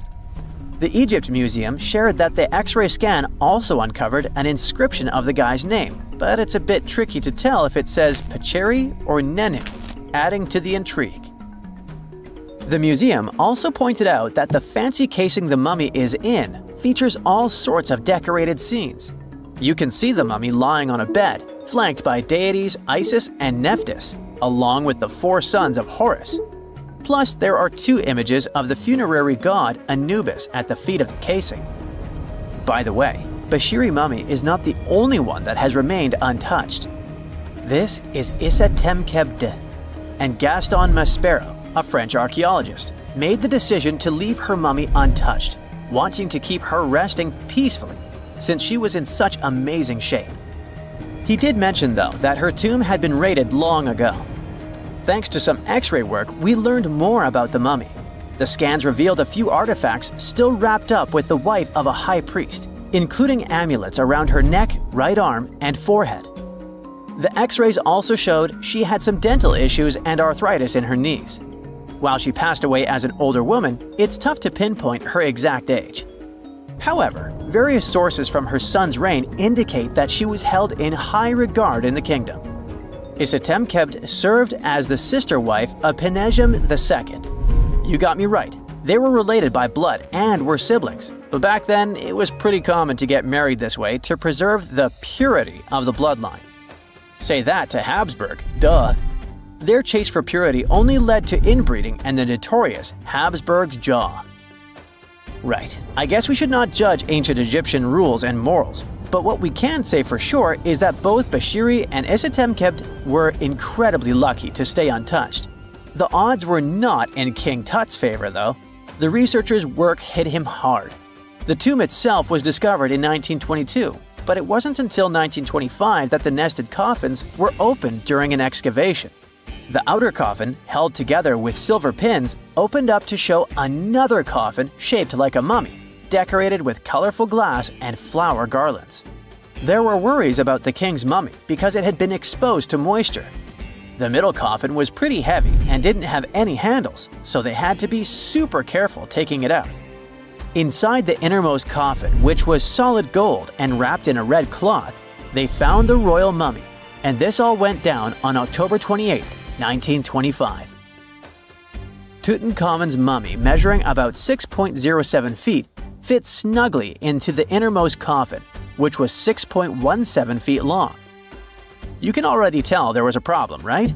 Imagine how hard it is to extract something as fragile as an ancient dried-up mummy, especially when there's not much room for maneuver. Plus, the mummy looked sus. It was pitch black. Howard Carter, the lead archaeologist of the expedition, estimated that around 2 buckets worth of oils had been poured over the mummy. But care had been taken to avoid the mask and feet. It was made to preserve him better. The body was positioned at a slight angle in the coffin, and there was a noticeable difference in the amount of dark oils on the right and left sides, indicating that the coffin might have tilted while being lowered into the sarcophagus. This oil created moisture inside the coffins, and over time, it reacted chemically, which Carter described as a sort of slow, spontaneous combustion, leading to the carbonization of the linen wrappings. Unfortunately, the combination of heat and moisture took a toll on the mummy's trappings as well. The crook and flail fell apart, the resin scarab cracked, and the threads holding the hands and mummy's bands started to decay, making everything quite fragile. Plus, the oils hardened over the years, effectively gluing the mummy and mask to the coffin's bottom. To try and separate the mummy from the inner and middle coffins, they were placed in the sun for several hours, reaching temperatures of 149 degrees Fahrenheit. Despite this effort, the mummy remained stuck, so the initial examination had to be done right where it was. The first part of Tutankhamun's mummy the researchers checked out was his lower legs and feet, meaning they started the examination from the bottom up.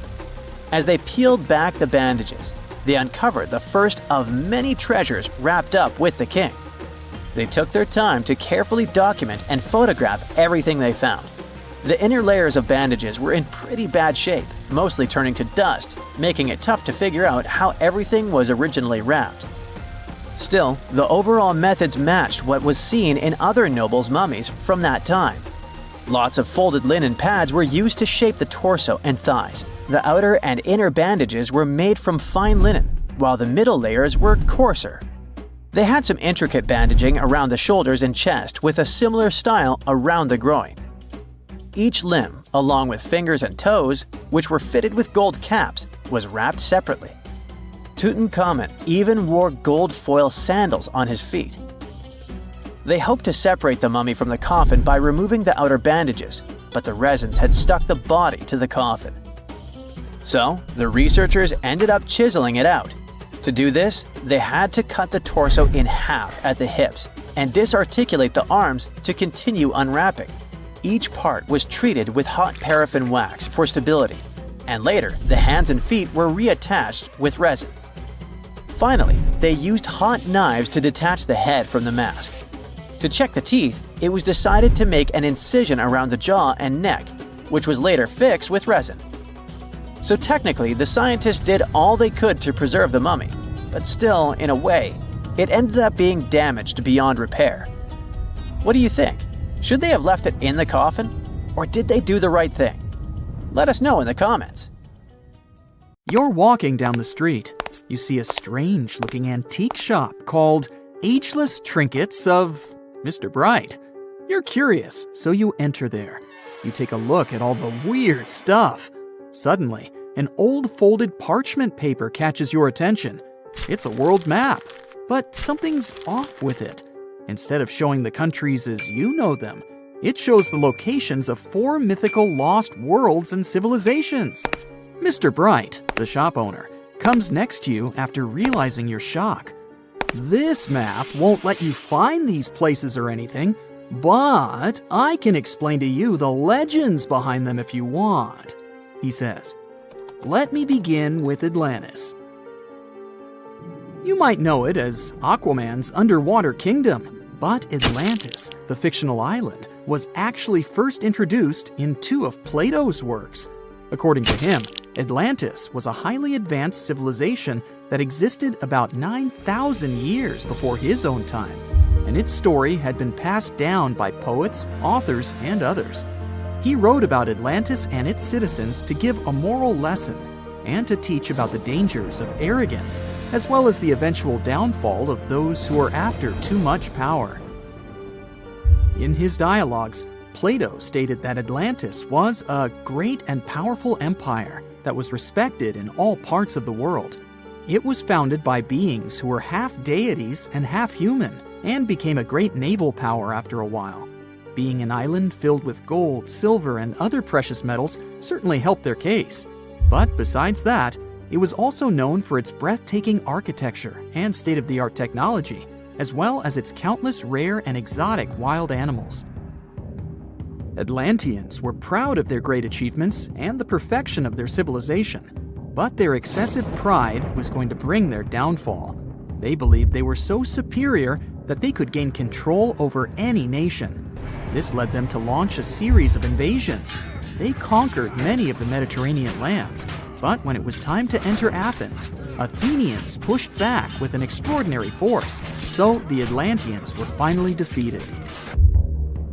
Plato stated that deities then got angry at Atlanteans because of how wicked, greedy, and immoral they became. So they punished them by sending earthquakes, which caused Atlantis to sink beneath the sea. Although the earliest written records of Atlantis were Plato's works, some people still believed his story to be based on truth and tried to identify the island of Atlantis with actual countries. Some people suggested it may have been located in the Mediterranean Sea, near the coast of Spain or Italy. Others thought it may have been located in the Caribbean, off the coast of Central or South America, but there was no solid evidence to support any of these claims. One theory, in particular, seemed more plausible than the others, though. Located in the Aegean Sea, the island of Santorini was the home of a highly advanced Minoan society. However, due to a huge volcanic eruption, it was destroyed about 3,600 years ago, causing the Minoan civilization to suddenly disappear. These similarities between the fictional Atlanteans and the historical Minoans made Santorini a good candidate for the speculations. Yet again, there were still major flaws with it, such as how the time when Plato said Atlantis was destroyed doesn't coincide with the time of Santorini's eruption. So Atlantis still continues to be regarded as nothing more than a popular legend in the scientific world. Now, let's move toward the northeast direction on the map, Mr. Bright says. According to Celtic Breton mythology, there once was a magnificent city called Ys, also known as Caris, that towered over Douarnenez Bay in France's Brittany region. It was the most wealthy city in the entire Atlantic. It was especially famous for its beautiful gardens and buildings, and its citizens were all living comfortably and happily there. Dahut, who was King Bradlon's daughter in Breton legends and literature, had a deep love for the sea. She begged her father to build a city at the edge of the sea and that is how the city of Ys was established. Little did she know that she would be the one responsible for the destruction of her father's beloved gift. You see, since the city was surrounded by the sea, it needed to be protected by a dike equipped with floodgates, and these gates could only be opened at low tide. And the only one who had the keys to these gates was the king himself. One day, a handsome red knight arrived at the city, but couldn't pass the gates. Dahoud was so taken by him that she wanted to let him in. She knew that her father was the keeper of the only key to the city, so she sneaked into his room and stole it from him. Then she gave it to the Red Knight so that he could enter the city and they could be together. However, the Red Knight turned out to be the Prince of Darkness, and he intentionally left the gate open to the raging sea. The waves soon swallowed all of Ys. King Gradlon was able to escape on his magical horse, but Dahoud couldn't. She turned into an evil mermaid who lured sailors into the sea. Today, if you go to Quimper, a city in Brittany, northwest France, you can find the statue of King Gradlon riding on his horse.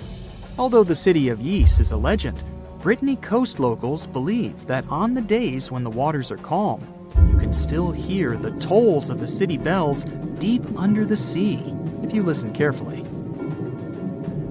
Mr. Bright then points at the Indian Ocean on the map and says, "Now, have you heard about Lemuria?" Back in the mid-1800s, a few scientists suggested that there was once a continent that existed in the Indian Ocean, somewhere close to the south of modern-day Sri Lanka. The first one to popularize this theory was the British lawyer and zoologist Philip Lutley Sclater. In his paper, The Mammals of Madagascar, he stated that he found lemur fossils in India, and not in Africa.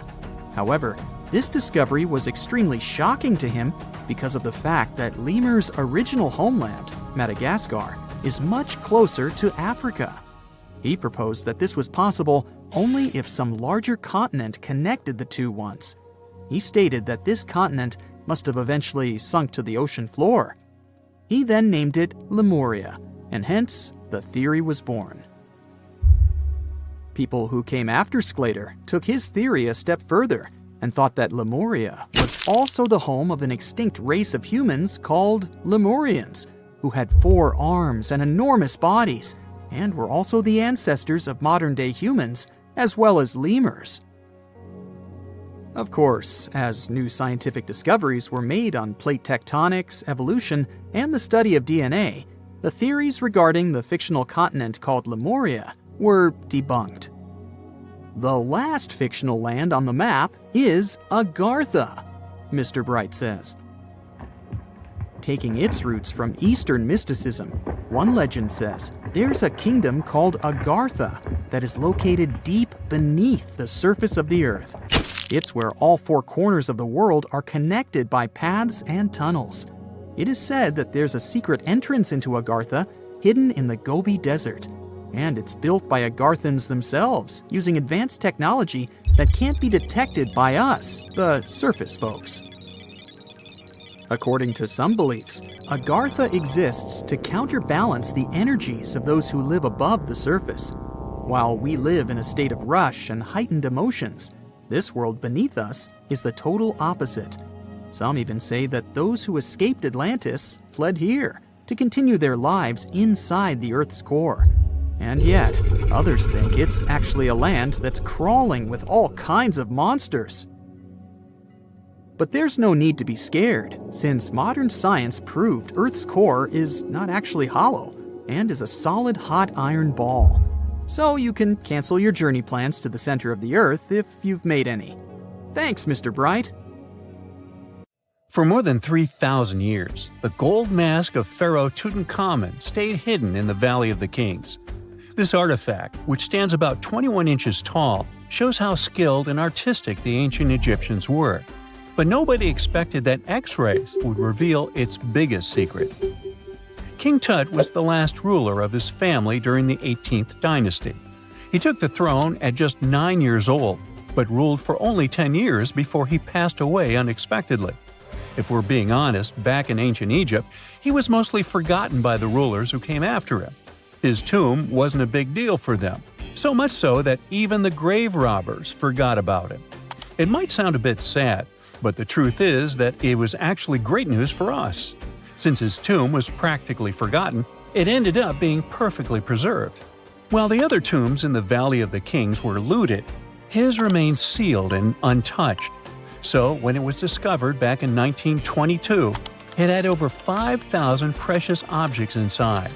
That made Tutankhamun basically an instant celebrity and one of the best-known pharaohs nowadays. Among the treasures was the most stunning piece, his golden mask.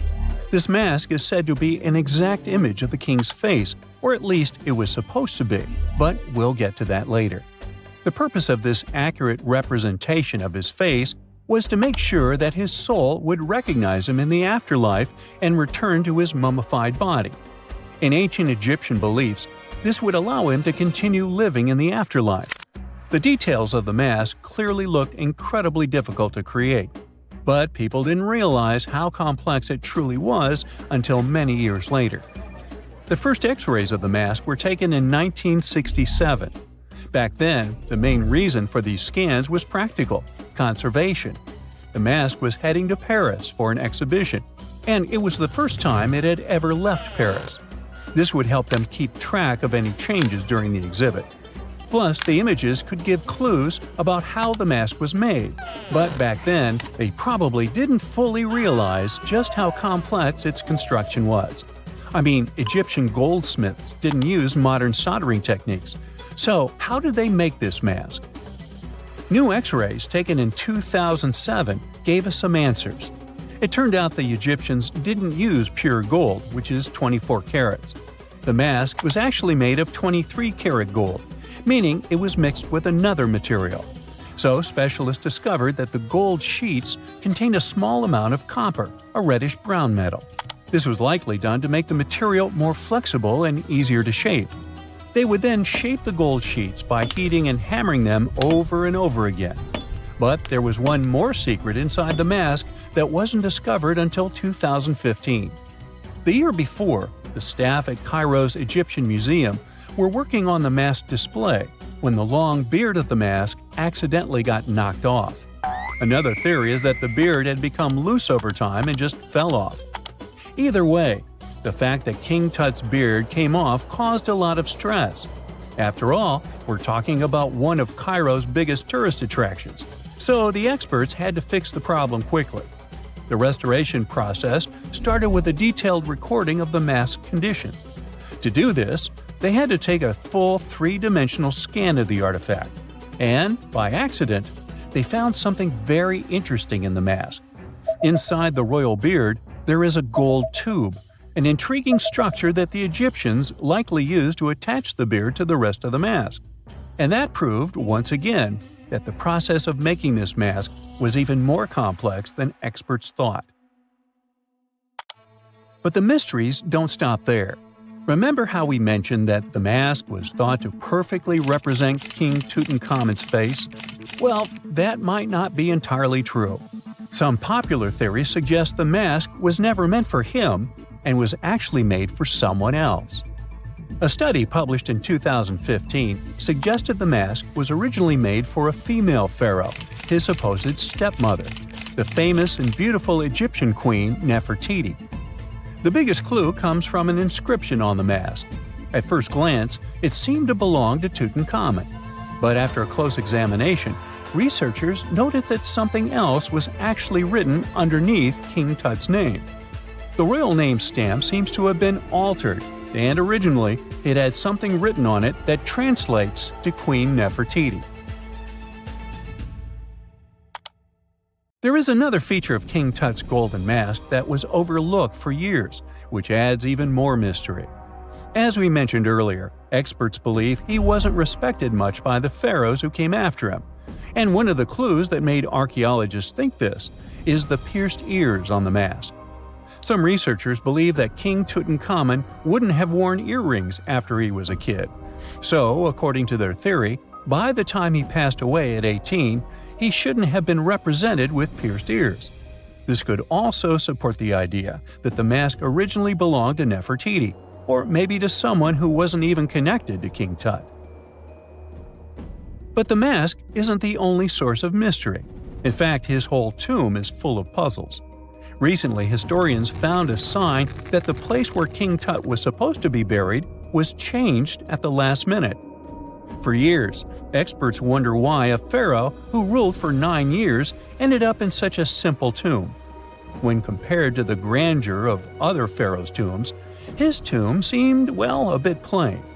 The idea that a king like Tutankhamun would have such an unremarkable resting place just doesn't match up with the power and importance he must have had in ancient Egypt. So, what happened? Well, apparently, this might have something to do with his successor, Pharaoh I. After King Tutankhamun passed away, researchers believe that I made sure to erase him from Egypt's history. So, one theory suggests that he was probably behind the quick decision to place King Tut's body in a smaller, less impressive tomb. When experts looked at I's own tomb, they found something interesting. There is a large wall covered in painted baboons. This is the same type of artwork found in Tutankhamun's tomb. It seems like the same person might have chosen the artwork for both tombs. Now, the design and decoration of the two tombs are almost identical, suggesting there was a shared hand behind both. But there is one key difference. I's tomb is fit for a king. It's much bigger and more impressive, even though the style and artwork are similar to what you see in Tutankhamun's tomb. So the theory suggests that I decided what went into both tombs. Since Tut passed away unexpectedly at a young age, his grand tomb wasn't finished in time.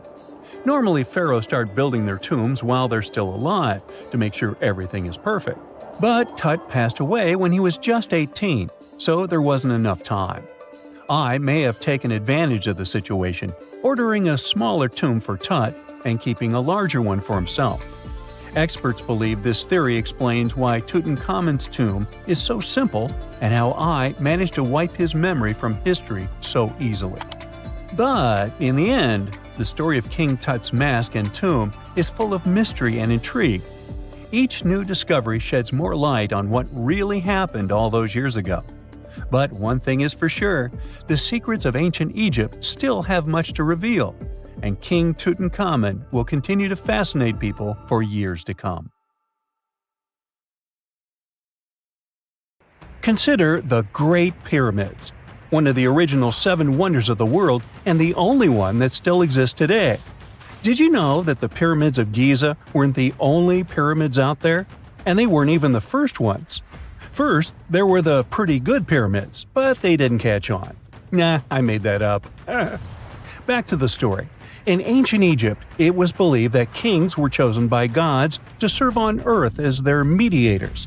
In the afterlife, they were expected to become gods themselves. The pyramid complex was built to make sure that the king had everything they might need in the afterlife.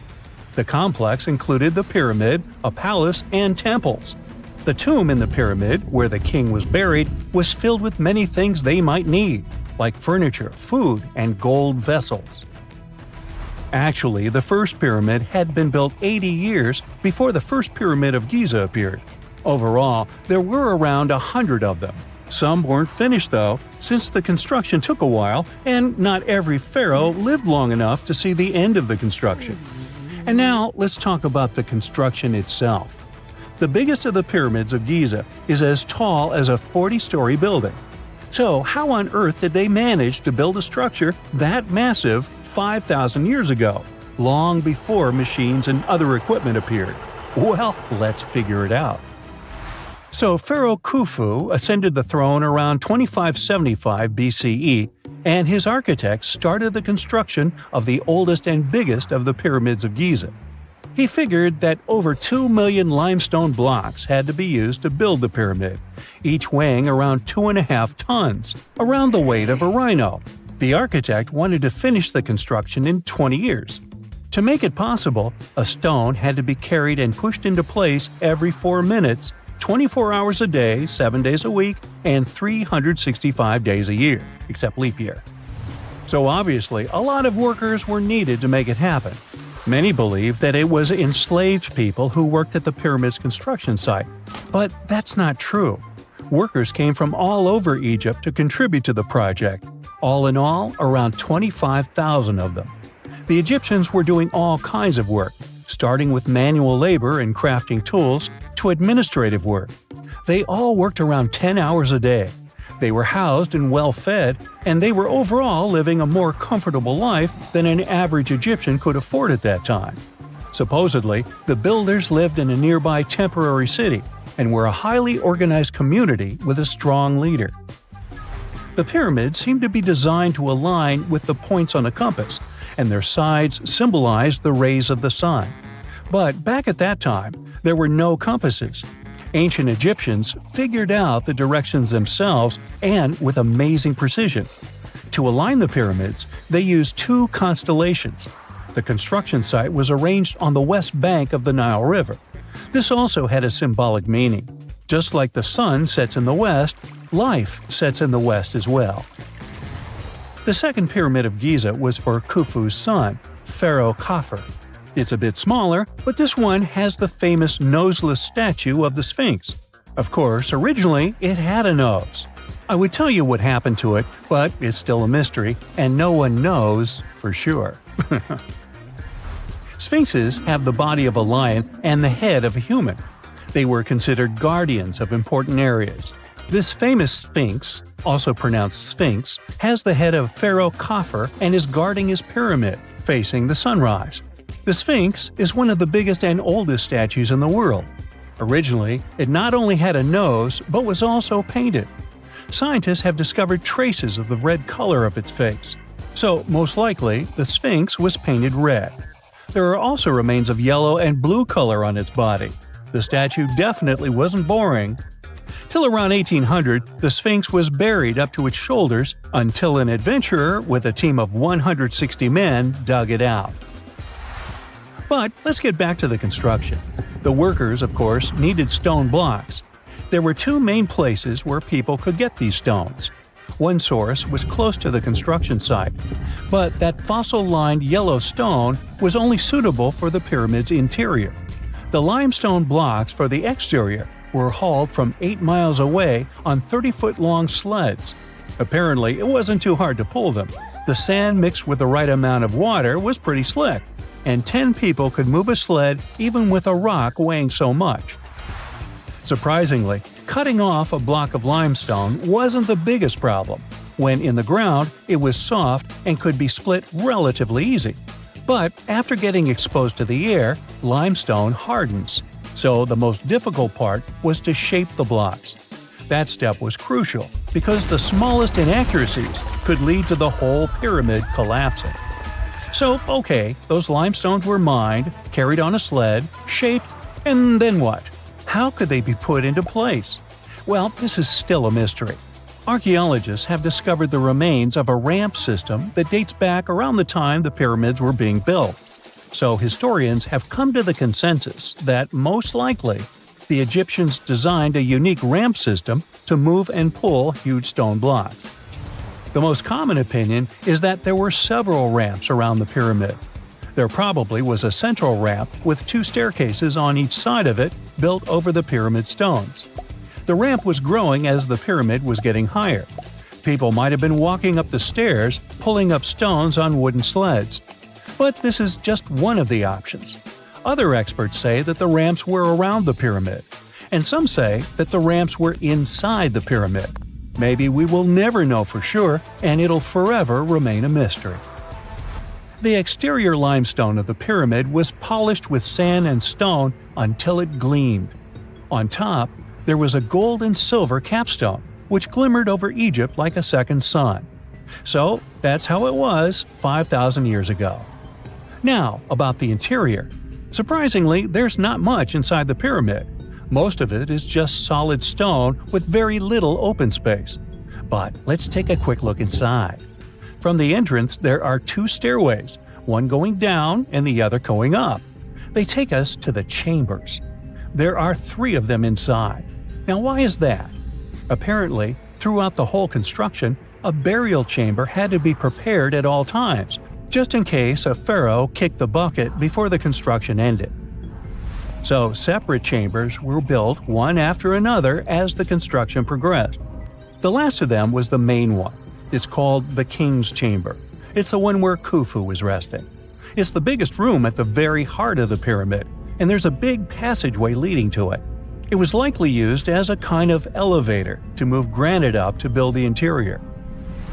Granite was also used to make 5 stories of support beams to ensure that the pyramid didn't collapse. And we can see that it worked since it's been standing for centuries. Unfortunately, none of these chambers have hieroglyphs on the walls.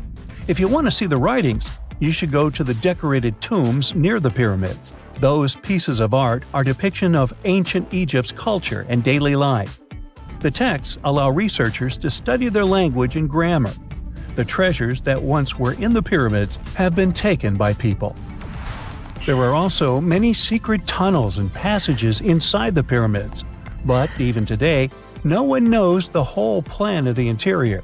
Scientists have been sending little robots with cameras inside for many years, but there's still a lot we don't know about the pyramids. Now they're trying to use an X-ray to scan the pyramids from the outside, without going inside. So yeah, ancient Egyptians did create a mystery no one has been able to crack for 5,000 years already. Scientists have recently discovered Leonardo da Vinci's hidden passages under a medieval castle in Italy. They followed a newly found 15th century sketch by the creator of the Mona Lisa and found one of the unexplored architectural wonders from the age of the Renaissance. Construction of the Sforza Castle started back in 1358, but it was destroyed about a century later during a local crisis. Then, in 1450, Francesco Sforza, the Duke of Milan, decided to rebuild it on the old ruins.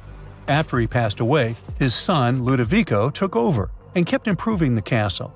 He brought in some of the best artists of the time, including Leonardo da Vinci, to decorate its walls. We can still see Leonardo's frescoes today in the Room of Wooden Boards.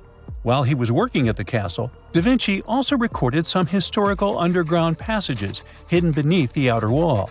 The drawing, dated between 1487 and 1490, was found at the Institut de France in Paris. The sketch is highly precise, and it proves that Leonardo was really interested in fortification design and was great at documenting existing structures.